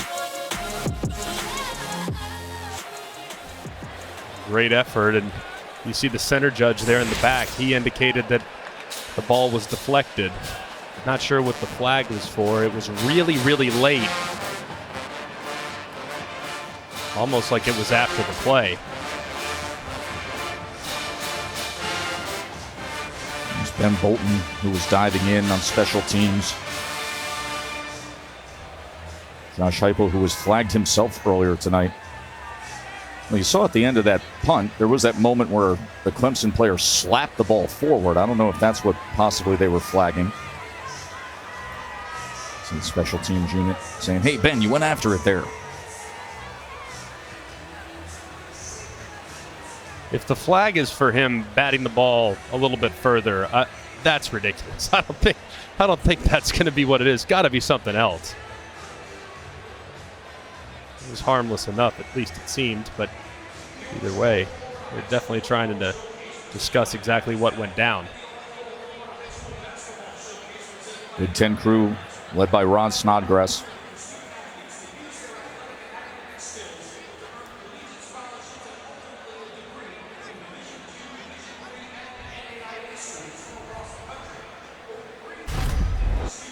This is the end of the play. You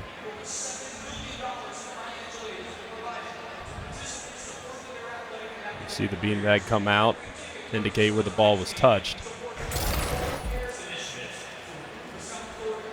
Not sure what else there was beyond that. And there really wasn't a reaction by either team.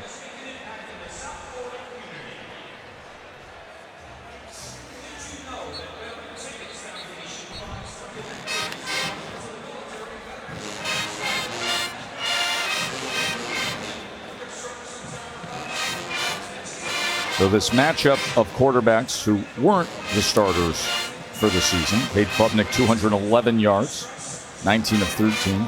Milton, 13 of 20, 155 yards and a touchdown. But the contrast in terms of total plays, 65 to 39 Clemson, and yet trailing by 8.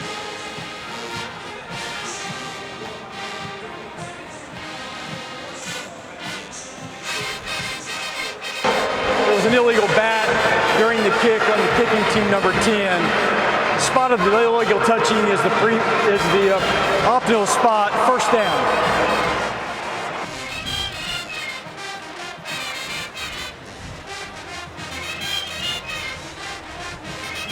That's where Tennessee will take possession. This record-breaking Tennessee offense, number 1 in the country in scoring. But without Jalen Hyatt, the unanimous first-team All-America wide receiver, the Biletnikoff Award winner, who opted out. And, of course, without Hendon Hooker, who suffered the torn ACL back on November 19th. Joe Milton, the starting quarterback, and his program moving forward. And here is Milton. And he gets this complete for a first down as Hendon Hooker cheers him on, and Keaton has the reception. Nice throw there, working the middle of the field. So much of this Tennessee offense is built working the middle of the field, and a nice throw in stride.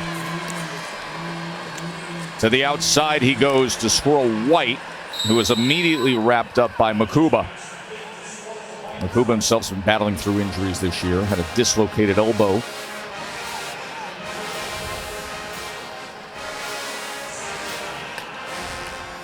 Second down, Milton with blockers in front, and Milton's going to take it for a first down on that quarterback run. Looked like Clemson kind of underestimated the speed of Joe Milton right there as he kind of captured the edge. I think you're right, but KJ Henry, who's such a critical part of this Clemson defense, is down and writhing in pain.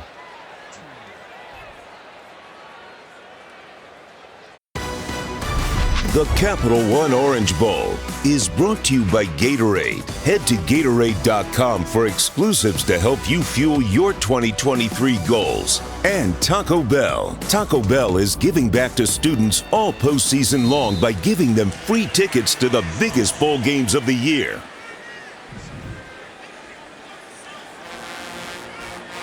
Jabari Small with no gain on that run. But this time Small finds the hole and a flag is down back at the 47-yard line. Holding. Offense, number 75. 10-yard penalty. Second down. And that's why it's easy to find a hole if you're Jabari Small. That's on Carvin. Just kind of tugged the jersey, but it didn't look like the hold needed to happen. It looked like Small was already through the hole. It really didn't have any impact on the play itself. Just unfortunate there for Jerome Carvin and the Tennessee offense. 2nd and 21. Big Brian Brzee in that defensive line. They've had some great moments tonight. Can they find a stop here halfway through this third quarter? Here's Milton. He's got tons of time, and he drives the ball, and it is battered away by Nate Wiggins. Wiggins, who had a huge moment in the ACC championship game, a 98-yard pick six. Man, really close here, just unlucky. If you're Joe Milton, you throw a very accurate throw, trying to work Keaton on the in-breaking route. Keaton stopped, though, and kind of slipped as he was coming out of his break. 3rd and 21. Watch the pressure here, and looks like maybe Clemson will adjust, but watch for this blitzer. If he gets up there close, that could be a guy that could overload the protection. They got both safeties coming off the edge. Milton steps up, gets free of it. But then tracking him down and bringing him down is Barrett Carter. Great play for Clemson.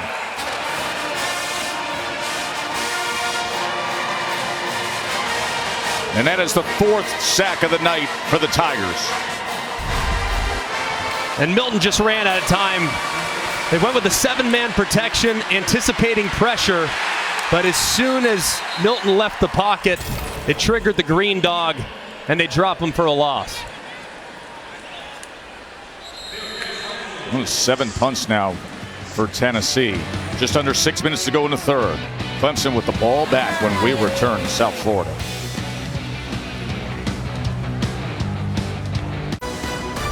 The Capital One Orange Bowl is brought to you by Gatorade. Head to Gatorade.com for exclusives to help you fuel your 2023 goals. And Taco Bell. Taco Bell is giving back to students all postseason long by giving them free tickets to the biggest bowl games of the year. Think Tennessee's had a little fun coming to South Beach? No doubt about it, man. I remember we used to always say, leading up to bowl week, of course you want to win the game, but you want to win the week. Oh, yeah. So if there's a competition to be had, I don't care if it's a dance competition or if it's a fit competition, whatever it is, I want to win. I think if you approach it that way, man, you'll have some of the best trips of your life when you go to some of these bowl destinations. I spent a lot of time with Clemson and Tennessee this week, and I think both teams say, you come down here to Capital One Orange Bowl, you're going to have a good time. You're going to eat well, you're going to get the sun, you're going to get the fun.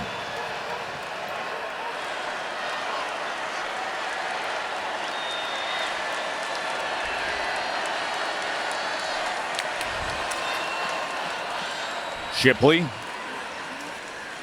as he gets it ahead for a gain of 8 yards. That, I think, is going to be the recipe. Just kind of the downhill zone read by Shipley. Nothing around the edges. That's playing into Tennessee's strength. 2nd and 2. Klubnik keeps it and is able to move the chains.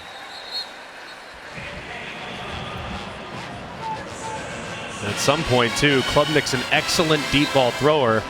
You go with that heavy ride, and then you turn it into a play action, and if you see if you can't catch those safeties sleeping with their eyes in the backfield and throw it over their head. This is Shipley again. Shipley, who, by the way, a 4.0 GPA and was named Academic All-American. Brother James plays lacrosse, Ivy League lacrosse at UPenn.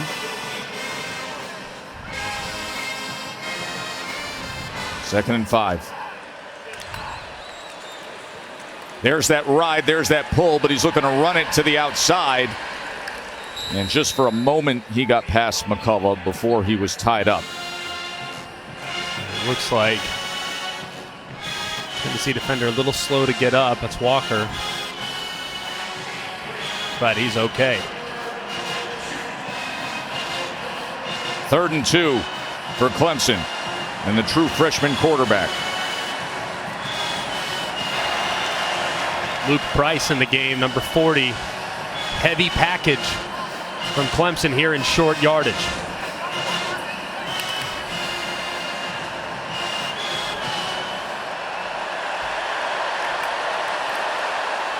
Shipley on 3rd and 2, and Shipley will have another first down for the Tigers.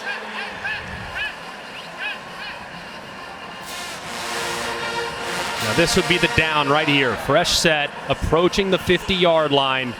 This would be the down where I'd go heavy play action and see if I can't throw it over the top. I'd try to hit Antonio Williams, who's located in the slot down here. I'd try to hit him on a vertical double move right up the hash on a deep ball. Klubnik goes to the other side and is able to come back to Brenningstool. And Brenningstool with blockers in front and a good play for another first down. And now Clemson's in business again. A nice job, too, on the left side by Jordan McFadden. He gets a piece of the defender, which allowed Brenningstool to get up inside and make a nice run after catch. Right guard Walker Parks down there as well. And now they go back to him. They have versatile tight ends with Brenningstool and Davis Allen. 4 yards there. Tennessee's been so good in this part of the field. It feels like every time Clemson starts to sniff the red zone, Tennessee really starts to play with relentless effort, and they get a little bit more aggressive. Shipley trying to probe for something, doesn't find anything as Beasley makes the tackle. But Shipley's being more patient this year. Dabo said to us the other day, listen, he's all effort, but he has slowed down to actually get faster. He's more patient to set up the blocks this year. It certainly seems that way, and he might get another chance at it here. I think this is 4-down territory for the Clemson Tigers. Just assess what the defensive look looks like. If you see pressure, you throw it. If it looks like a favorable run look, you run it. And right now, based on how they're lining up, it looks like pressure's going to come off the left-hand side with number 24, Beasley. 3rd and 5. Klubnik looking to run it himself, and he's just tripped up by Jawan Mitchell. Great tackle there by Jawan Mitchell to set up the 4th and short. Just awesome job in the open field. Responsible there for the quarterback run, and he makes the shoestring tackle to set up a critical 4th and short. Here we go. 4th down.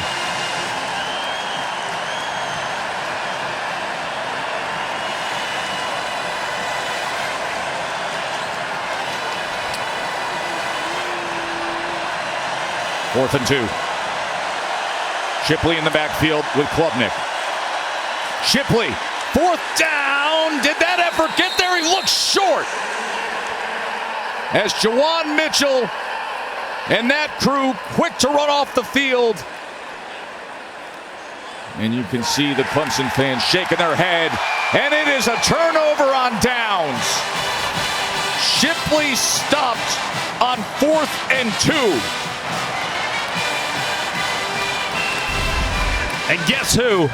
Number 24, Aaron Beasley, alongside Mitchell, who on consecutive plays did a great job. They knew exactly how far the ball carrier had to get. You see these two linebackers blow it up right there at the spot. Just an excellent play by these two inside linebackers. Give credit to defensive coordinator Tim Banks, who's without Jeremy Banks, starting linebacker, without a starting safety, Trevon Flowers.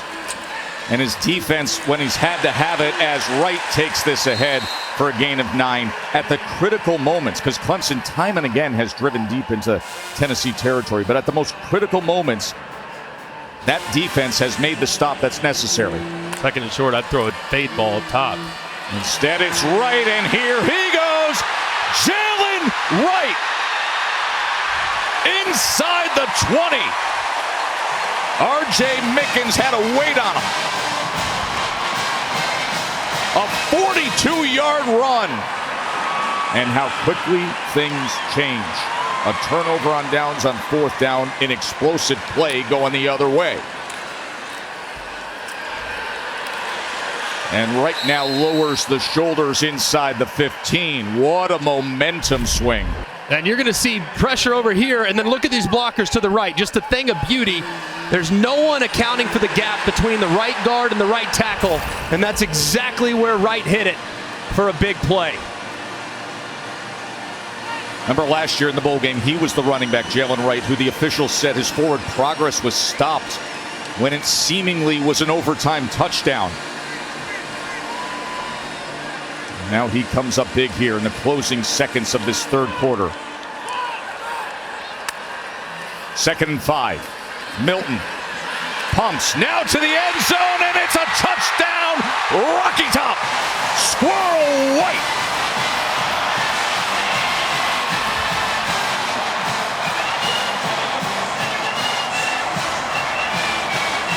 Quick strike offense again by the Vols. Shipley was stopped on 4th down.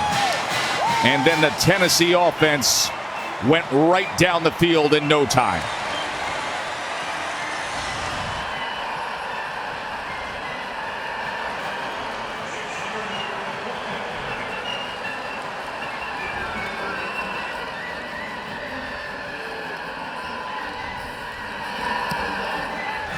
As McGrath puts it through. It only took a minute 22, Greg, for Tennessee to do that. And this is all manipulating a defender by Joe Milton. It's a thing of beauty. Watch, his eyes are going to be to the right, and they're going to scan all the way back to the left. And as a result, you're going to have that safety vacate the middle of the field, and that's exactly where he throws it. Look at the safety run to the left, and he throws it right in behind his ear. That's a great job there by Joe Milton, making sure he moves that defender, R.J. Mickens, and he throws a strike in the back of the end zone. You see the pump fake as well. That's just defender manipulation.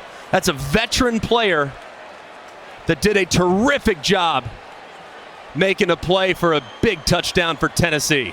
Congrats from Josh Heupel, and then the return to his best friend, his roommate, the guy who was the star quarterback, Hendon Hooker. What a special relationship they have. You know, guys, in a world where guys transfer multiple times because they want a job immediately, Heupel said Milton was real with himself at the end of last season. He knew there were areas that he needed to improve upon, but he could see himself being successful in this system. He recognized people at Tennessee care about him, and he loved his teammates enough to stay and compete every day. Heupel says that's rare these days. And we're seeing the results. Dane Davis, who's a backup offensive lineman who plays on PAT, is down with a trainer looking at his left leg.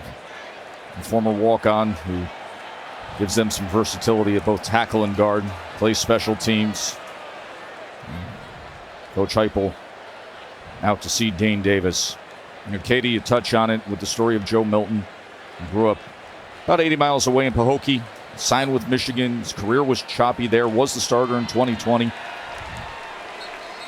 Earned his degree at Michigan, but then came to Tennessee with 3 years of eligibility left. And now here he is, where he's handed the keys, Greg, to really this Ferrari of an offense. And everybody says the same thing about Joe Milton. You've been touching on it tonight. The arm strength is there. The arm talent is there. If he can just rein it in, settle in, he's going to be something special. I'm telling you, man, he is electric from a talent standpoint, yes. right? I mean, that's half the equation. Now it's about being able to harness that power. I mean, having raw horsepower is great, no doubt about it. And NFL scouts all over the place will salivate at the idea of bringing him into their organization. And if there's one thing we've learned, think about how many guys you get an offense that is so quarterback friendly like you're going to see here. 1 year in this offense, and you could skyrocket all the way up to the top of the draft. I mean, look at Cam Newton 12 years ago. It can be done in 1 year now more than ever before. Here's Shipley on the return. And it's a good one out to the 30-yard line. And that'll cap the third quarter. A third quarter where it looked like Clemson was in position to potentially tie it. Instead, Milton and the Vols come right down the field after the defense did their job. 21-6, Tennessee. Glad you're with us here from South Florida watching the Capital One Orange Bowl. Joe Tessitore, Greg McElroy, Katie George. As Tennessee has a 21-6 lead, and you have a great few days of football ahead of you. Tomorrow's the college football playoff semifinals at 4 and 8. Monday at 5 o'clock, it's the Rose Bowl game presented by Prudential. Penn State and Utah. On Monday Night Football is the Bills and the Bengals. You and I are going to be on a plane to Atlanta tomorrow to take part and help with the coverage. National radio call of Ohio State and Georgia. Georgia again in Atlanta, Greg. This is going to be game number 3 in Atlanta for the number 1 team in the country. Klubnik, quick out, goes to Ngata. Of course, they won the SEC championship over LSU with 50 points and 549 yards of offense in that building. It's going to be an awesome atmosphere tomorrow. I think both semifinal games have a chance to be really good. I am very excited about those teams taking the field and seeing what they came up with over the last few weeks. Maffa is wrapped up by Beasley. I feel like we've been calling Aaron Beasley's name about every other play. He's been all over the place. I mean, I think he's in the running for the MVP at this point, that's for sure. But absolutely imperative for Clemson to get 6 points on this drive. Obviously, time not of the essence, still a 2-possession game, but they have to get some points here. 2nd and 7. Klubnik goes underneath. First man misses against Ngata, and Ngata slips and gets a first down as he advances it past the defender.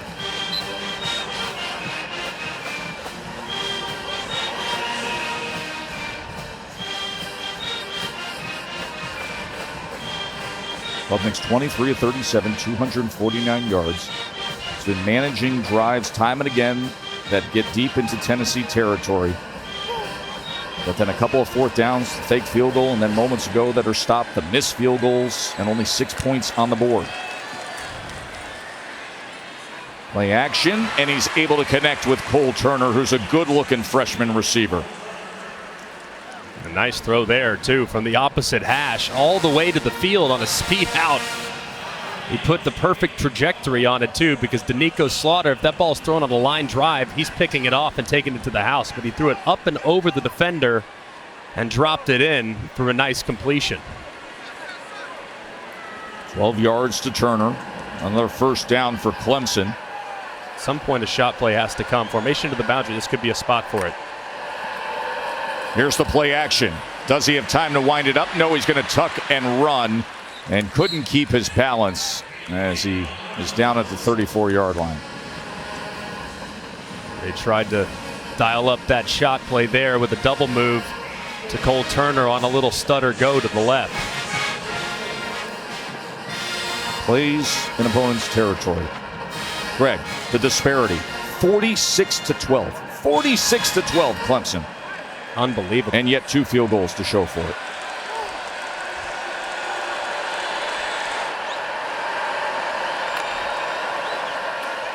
Klubnik on 2nd and 6. All the way back to midfield. It'll be 3rd down.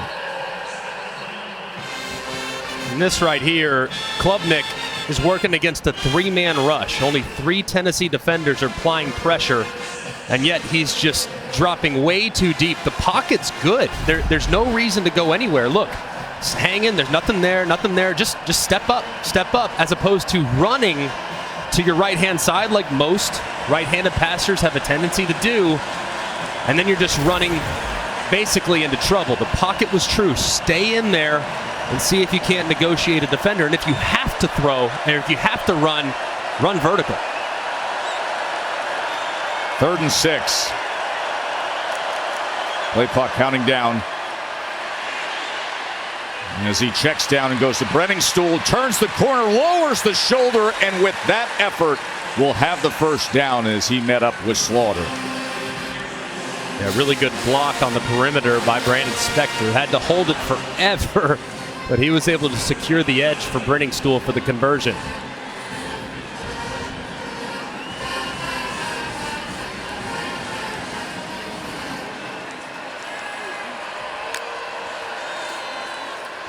Shipley.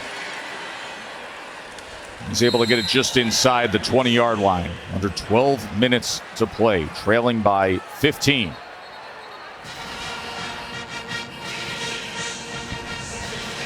Tennessee getting some fresh bodies in there on the defensive front. Done a really good job in this part of the field applying pressure. See if they heat him up again. New 3rd down and 2 after Shipley's effort. Obvious 4-down territory. He went for it on the last drive. Really no difference in situation here. So you have 2 downs to get it. You challenge the offensive line, and you expect your all-conference performer at running back to pick up the tough yards.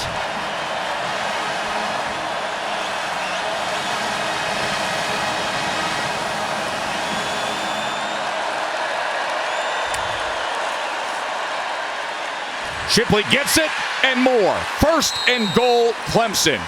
And nearly an awkward exchange with Klubnik. But now they are knocking on the door, and they need to crash on through and close this gap of this Tennessee lead. Quick to the line. Shipley again. And he's inside the 5.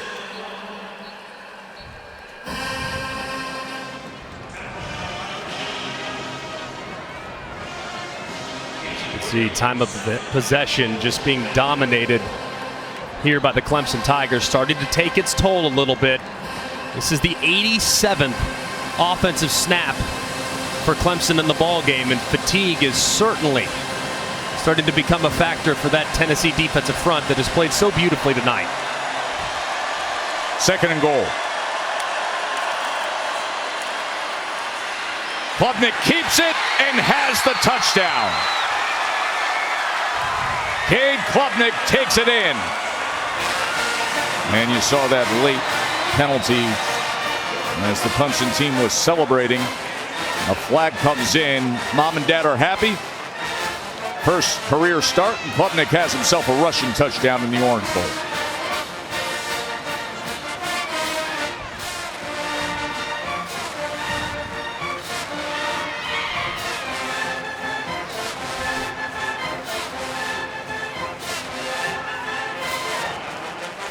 Going to be against Tennessee.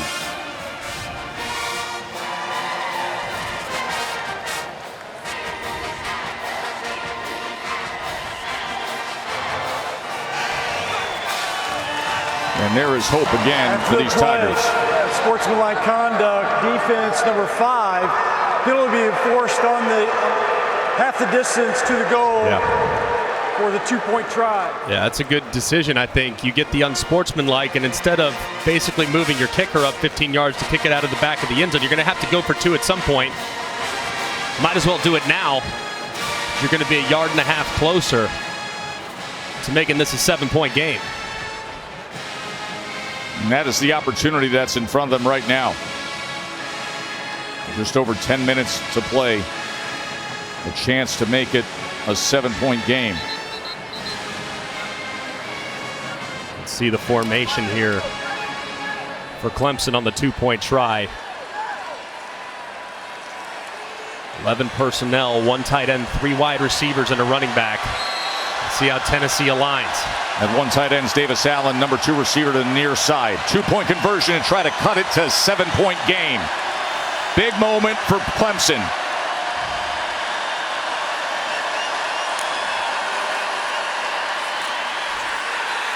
And he's in. Will Shipley takes it in for the 2-point conversion, and Clemson cuts it to 7.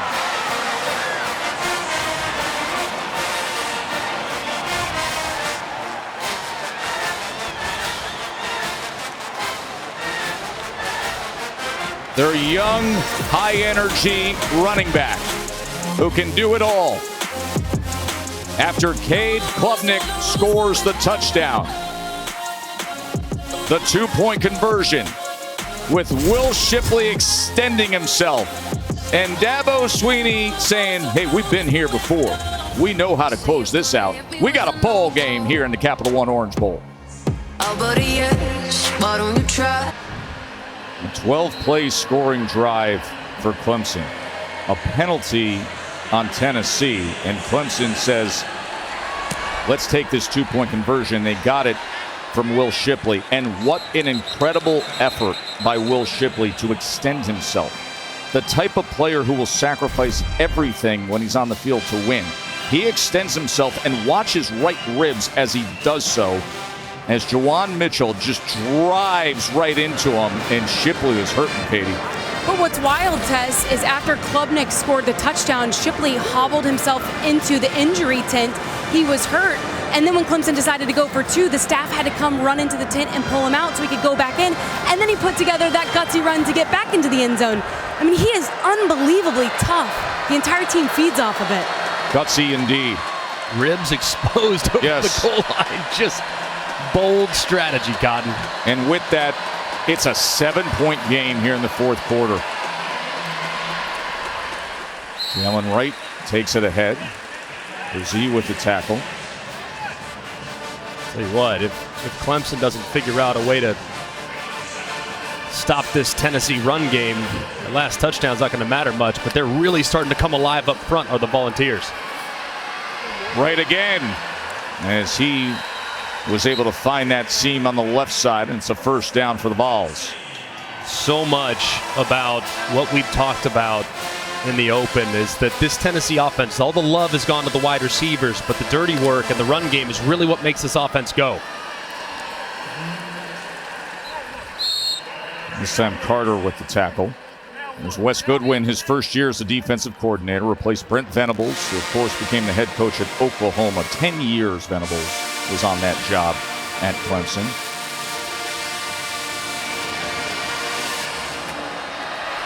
Second and 8. Milton play action. Flick of the wrist downfield like it's nothing, but this time it's incomplete beyond Brew McCoy. Man, one of the few times that Milton's been off the mark tonight. That one, Brew McCoy was really working to the middle of the field, and Milton kind of threw him over the top on a little bit of a line drive. If he would have just thrown it with some air and allowed Brew McCoy, you see him adjust late, just not on the same page with the angle of the route. And now a 3rd and 8. Can Clemson's defense get off the field here?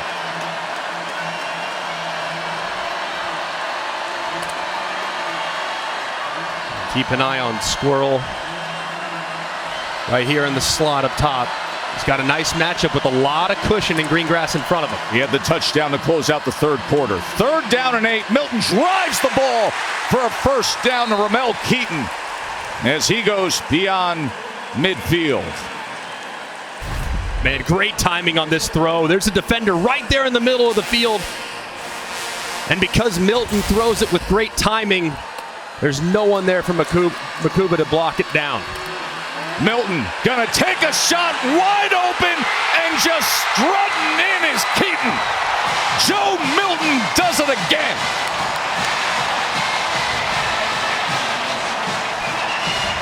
"46-yard touchdown to Ramel Keaton."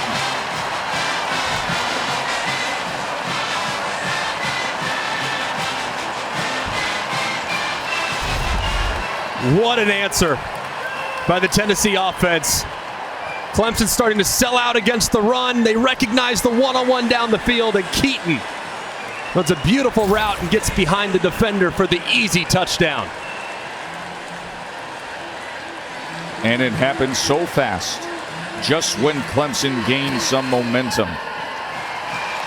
Chase McGrath puts it through. He goes 6 plays in a minute 27. In a critical juncture in the fourth quarter, Joe Milton, with all that arm talent, had Keaton just strutting right into the end zone.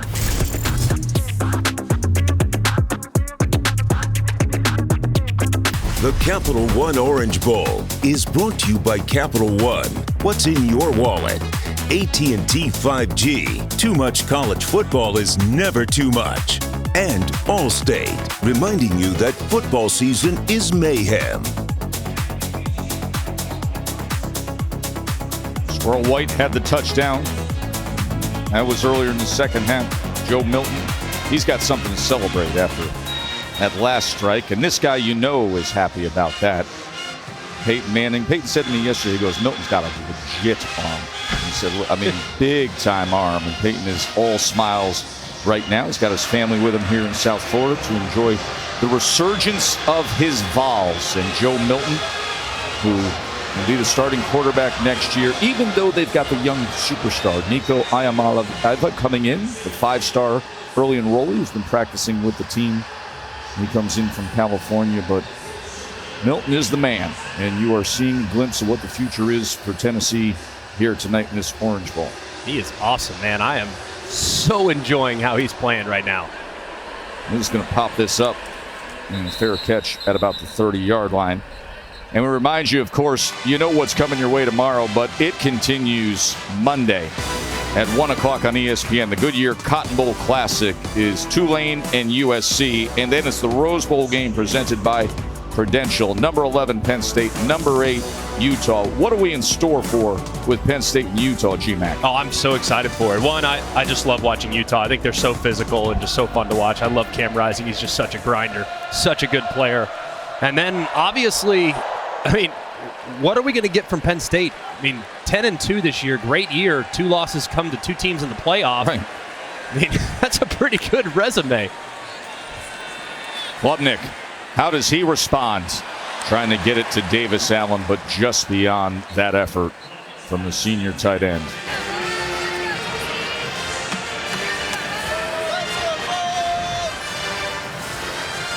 Got to be so impressed with how Tennessee's defense is held up tonight. I know they've given up some yards, but in a bend-don't-break world, what more could you ask for? They've faced 88 offensive snaps. They're giving up less than 5 yards of play, and they've harassed the quarterback all night long.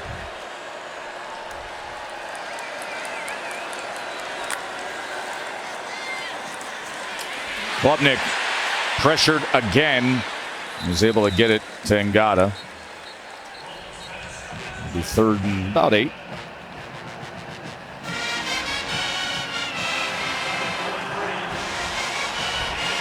Ngata's been his top target tonight. 8 receptions for 84 yards.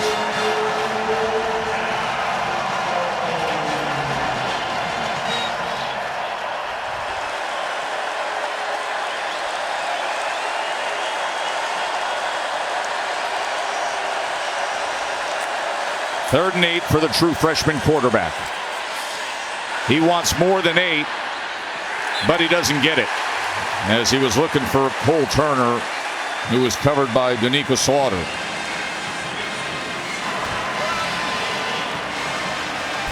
Terrific job by Danico Slaughter. Beat initially, but look at him catch up. But instead of collisioning the wide receiver, he looks back and goes and tries to make a play on the football. The officials, you can have contact. There's nothing wrong with contact as long as the defender is trying to make a play on the ball. That's exactly what happened right there. Just perfect execution as Clemson's going to leave their offense on the field. From their own 33-yard line, a 4th down and 8 with just under 8 minutes to play. Watch pressure, empty look. Keep an eye on 24. Right here, he might overload the protection. 4th down and 8 from their own 33. Klubnik all the way back to his own 10. Throws it up for grabs, and it is intercepted by the Vols. That's Tamarian McDonald with the pickoff on a desperation 4th down as Byron Young was all over pressuring Cade Klubnik.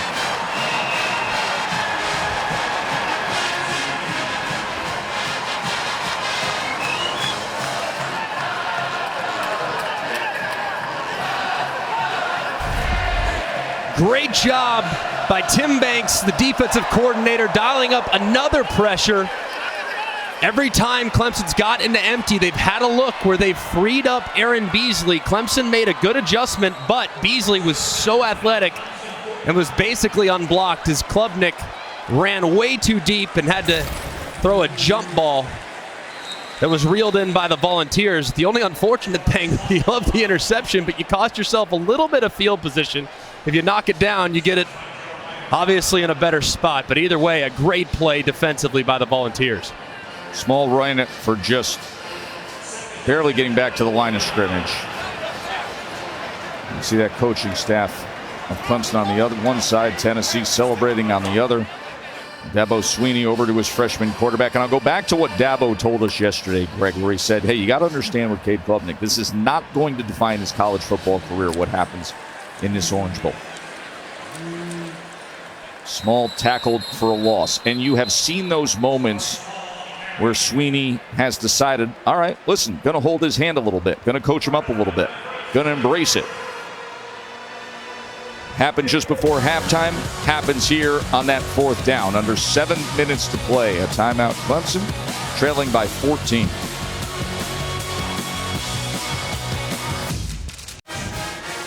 Hard Rock, home to the Capital One Orange Bowl, and aerial coverage is provided by Goodyear. Road tested, game ready. Are you ready for the road? Goodyear. More driven. So this is the 20th all-time meeting between these tradition-rich programs. But 16 of the 19 previous meetings, they were all before 1944, Greg. So, I mean, this is a rare matchup that you get in the modern era. They've only played 3 times in the last 75 years, and now here they are meeting up in the Capital One Orange Bowl. Tennessee with a 28-14 lead. Jabari Small takes it to the 46. They are getting set. All the oranges are coming out of the baskets. One of the most distinct trophies in American sports will be filled up with those oranges.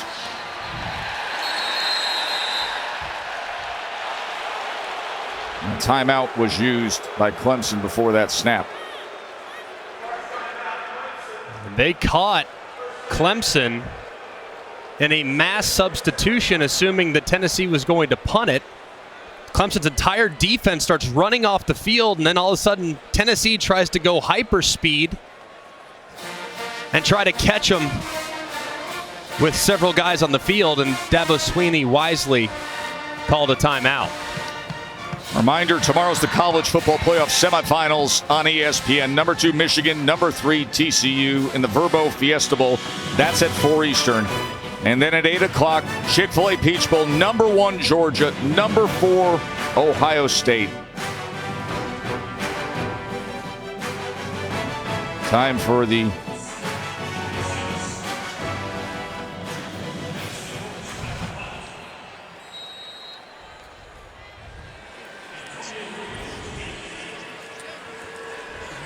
Brooks punting away. Williams fair catch inside the 10-yard line. AT&T countdown to the college football playoff. national championship. So we get set tomorrow for Ohio State and Georgia from Atlanta, Greg.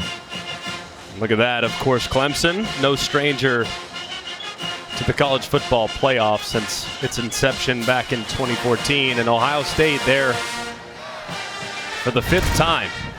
Oklahoma, you see on the list, the only team in that bunch that has not won a playoff game. But either way, should be a fun one tomorrow. And maybe the Buckeyes can pull off some magic like they did 9 years ago. Yeah, they were the 4 seed then. Had the wins over number 1 Bama, number 2 Oregon. Klubnik from his own end zone. As he should have had it to Ngata, and Ngata dropped it.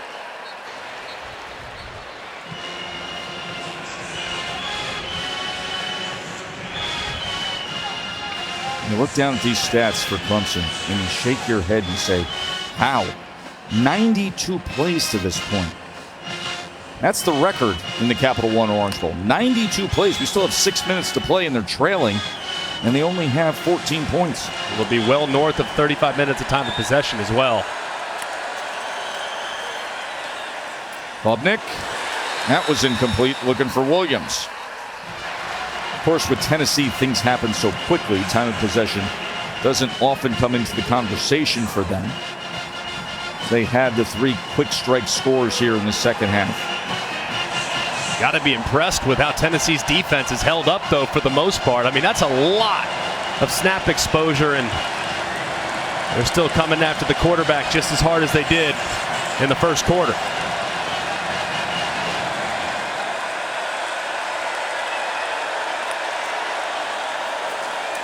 Third down, Klubnik again, extending the play from his own end zone, giving directions now downfield and incomplete. He was trying to position it for Cole Turner on the sideline.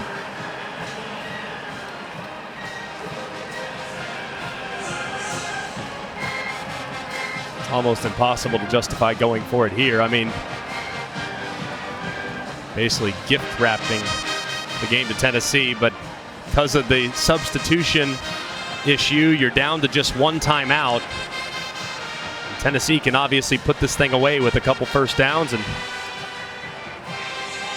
probably only a first down or 2 away from field goal range to begin with when they receive this punt.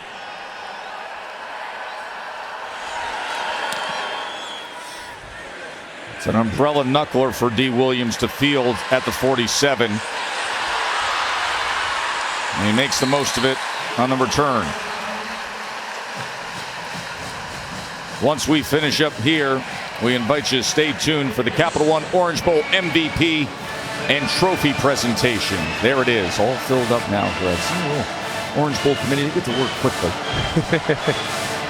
Very neat. MVP is an interesting discussion because obviously the moments Joe Milton's had will catch eyes, 3 touchdown passes, but defensively, what Aaron Beasley's been able to do in this game, the linebacker for Tennessee, has been something special.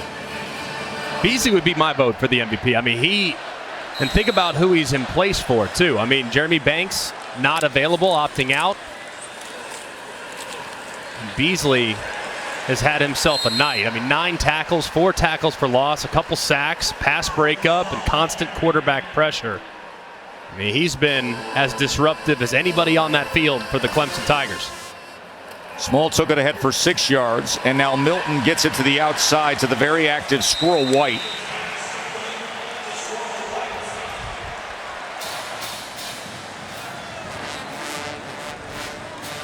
No Cedric Tillman, no Jalen Hyatt, Jimmy Callaway and Jimmy Holiday transferred out, so they were thinned out at receiver. But Squirrel White, Drew McCoy, and Joe Milton, and this offense, they've stayed the course with the system that they know how to play. And a veteran quarterback who you can see him just embracing this opportunity. We've also had some guys really step up at wide receiver. Ramel Keaton as well. Ramel Keaton has been huge, and Squirrel White, tons of volume, 10 targets, 9 catches, 108 yards, just that reliable piece there in the slot, so important to what they do in this offense. It's just been a clinic, really, from Tennessee offensively, with the efficiency that they've played with for most of the game. Here's the guy that set the foundation this year, Hendon Hooker, the SEC Offensive Player of the Year.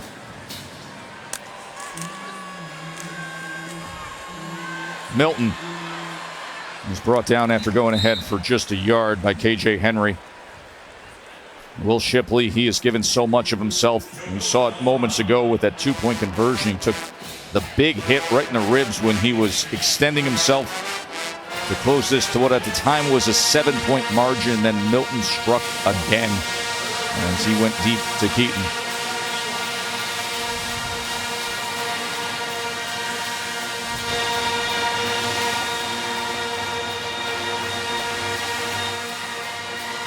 And obviously put the game on ice with a field goal, but you got to wonder, they try to go for the jugular here. 3rd and 9. Trying to extend and get to it was Milton, but he will be short as Jeremiah Trotter was able to make the tackle. There is Trotter, second-team All-American. And timeout used by Clemson. We'll take a short break. Tennessee looks to put this away.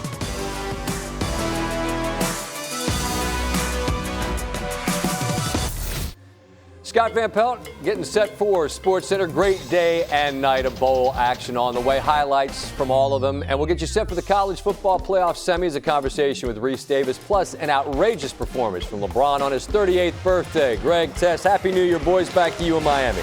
Scotty, Happy New Year to you and everybody out there. Look forward to hearing that.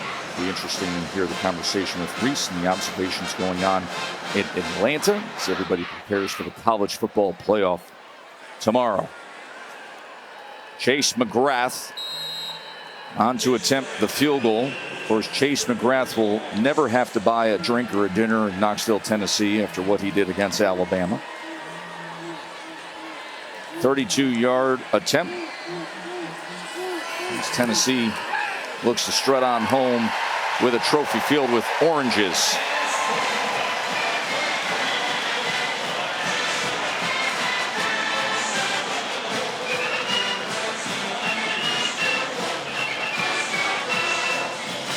Reminder that after the game, stay tuned for the Ram Trucks post-game on ESPN.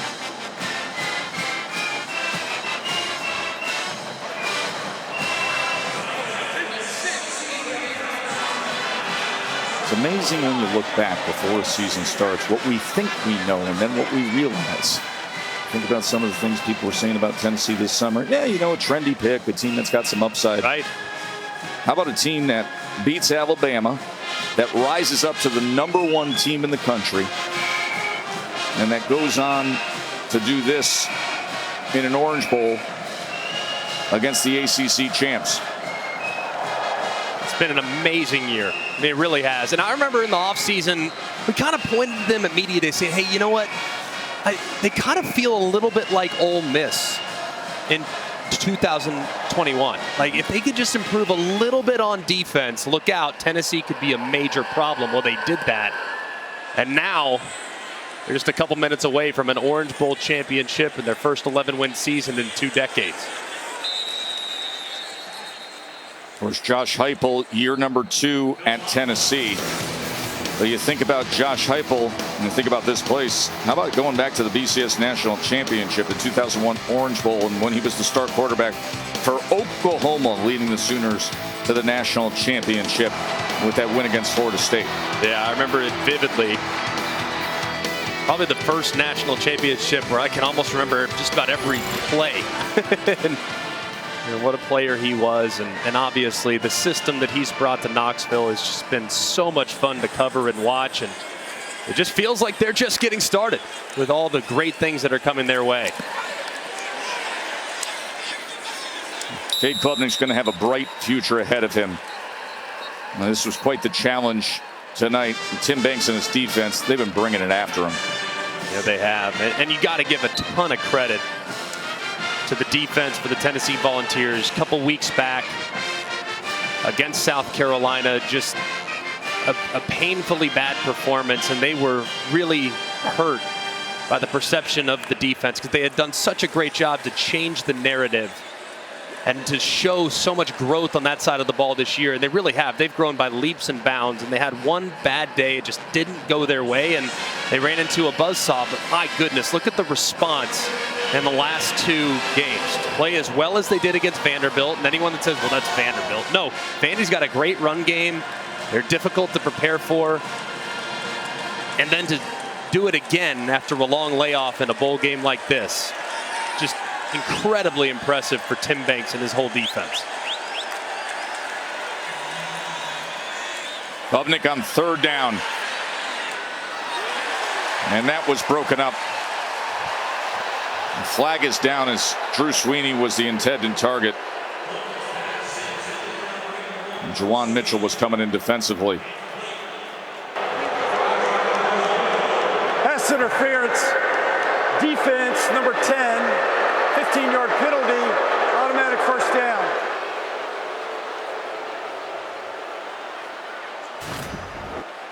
Let's take a peek at it. Yeah, as you can see, it does look like Juwan Mitchell, as he was trying to break it up, arrived just a little bit early. Yeah, as you can see, that left arm wrapping around the intended wide receiver through Sweeney. And that was a good call by the official. You see Ngata a little banged up on the play as well.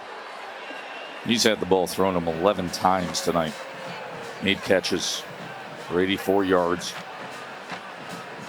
He's been dealing with injuries throughout his career. Ngata still has that extra COVID exempt year, could return next year.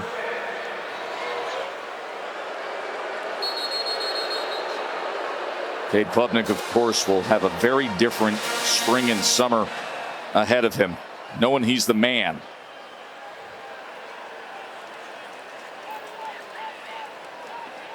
It's so hard to play at an insanely consistently high level as a true freshman. I mean, guys like Trevor Lawrence ruin it for everybody. I mean, they really do. I mean, those guys are generational, and Klubnik's going to be a really good player, but you can see at this point of his career, he has a little bit of growing up to do. The talent is there. Like that, where he hits Adam Randall when he had a defensive lineman right on top of him. Reception by Randall, who tore his ACL in the spring. I remember as a young player, too, I remember Coach saying, your highs are too high for the high and too low for the low. You just have to even that out and become a more predictable player, and that's going to be the task for Klubnik in the offseason.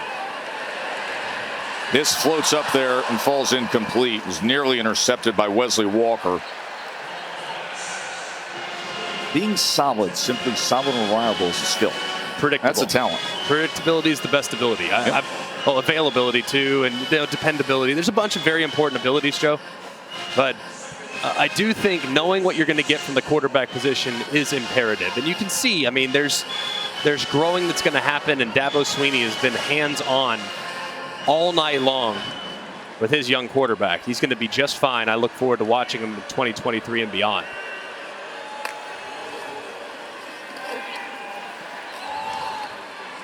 Good job finding that pocket between the corner and the safety as he hits Davis Allen.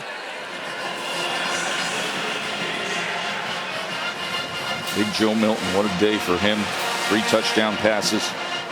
He's out there, is inspired by his roommate, his best friend, Hendon Hooker. So going out and playing for Hendon, who put so much into this season, put them in position to contend for the college football playoff with a record-setting offense.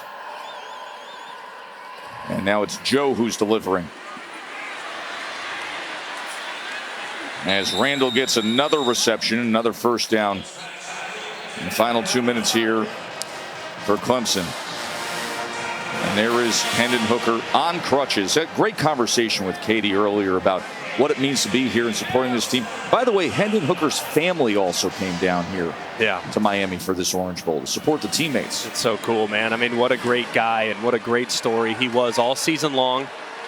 And we look forward to following his draft process and Be a fan of his wherever he ends up.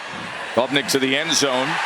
And that ball is intercepted by Wesley Walker. An interception by Walker on what was Clemson's 100th play run.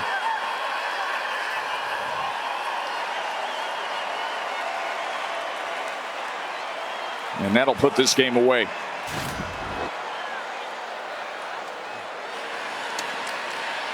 Just kind of throws it up for grabs, a bit of a prayer. And how about Walker having the wherewithal to, no, I'm not going to do it. Wanted to take it back, but resisted the urge to leave the end zone. And now when his offense is on the field, won't have to take a knee at the 1 yard line. So good decision there from the defender.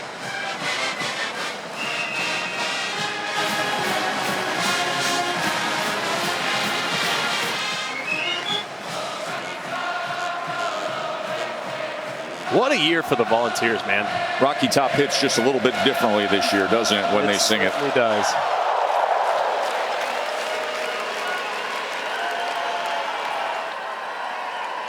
It's great to have Tennessee back, man.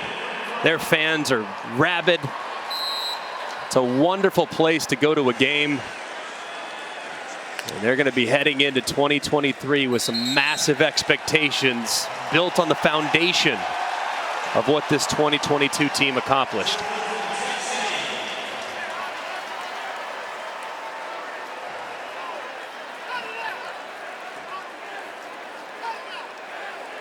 Josh Heupel, year number 2 at Tennessee.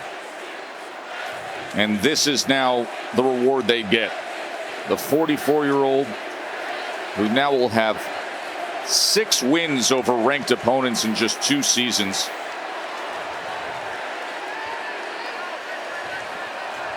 And a New Year's 6 victory here. And really, when you look at this matchup, this Capital One Orange Bowl, Greg, and you eliminate the national title games and the CFP games that have been played in this game, the highest ranked Orange Bowl matchup in 20 years, number 6 versus number 7. And you're going to have a 31-14 victory. Yeah, it was dominant. It certainly was. And Clemson had their opportunities, but every time they got within striking distance, they were denied by Tennessee. And as soon as Clemson captured a little bit of momentum, Tennessee took it right back. Just a terrific performance on both sides of the football. Best formation football there is. And that feeling for Josh Heupel. The Tennessee Volunteers are the champions of the Capital One Orange Bowl. And Joe Milton has got to feel great.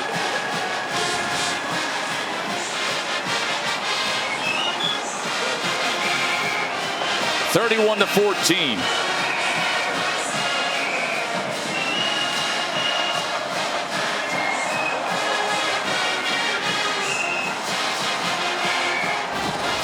As we welcome you to the Ram Trucks postgame, Joe Tessitore and Greg Mackel.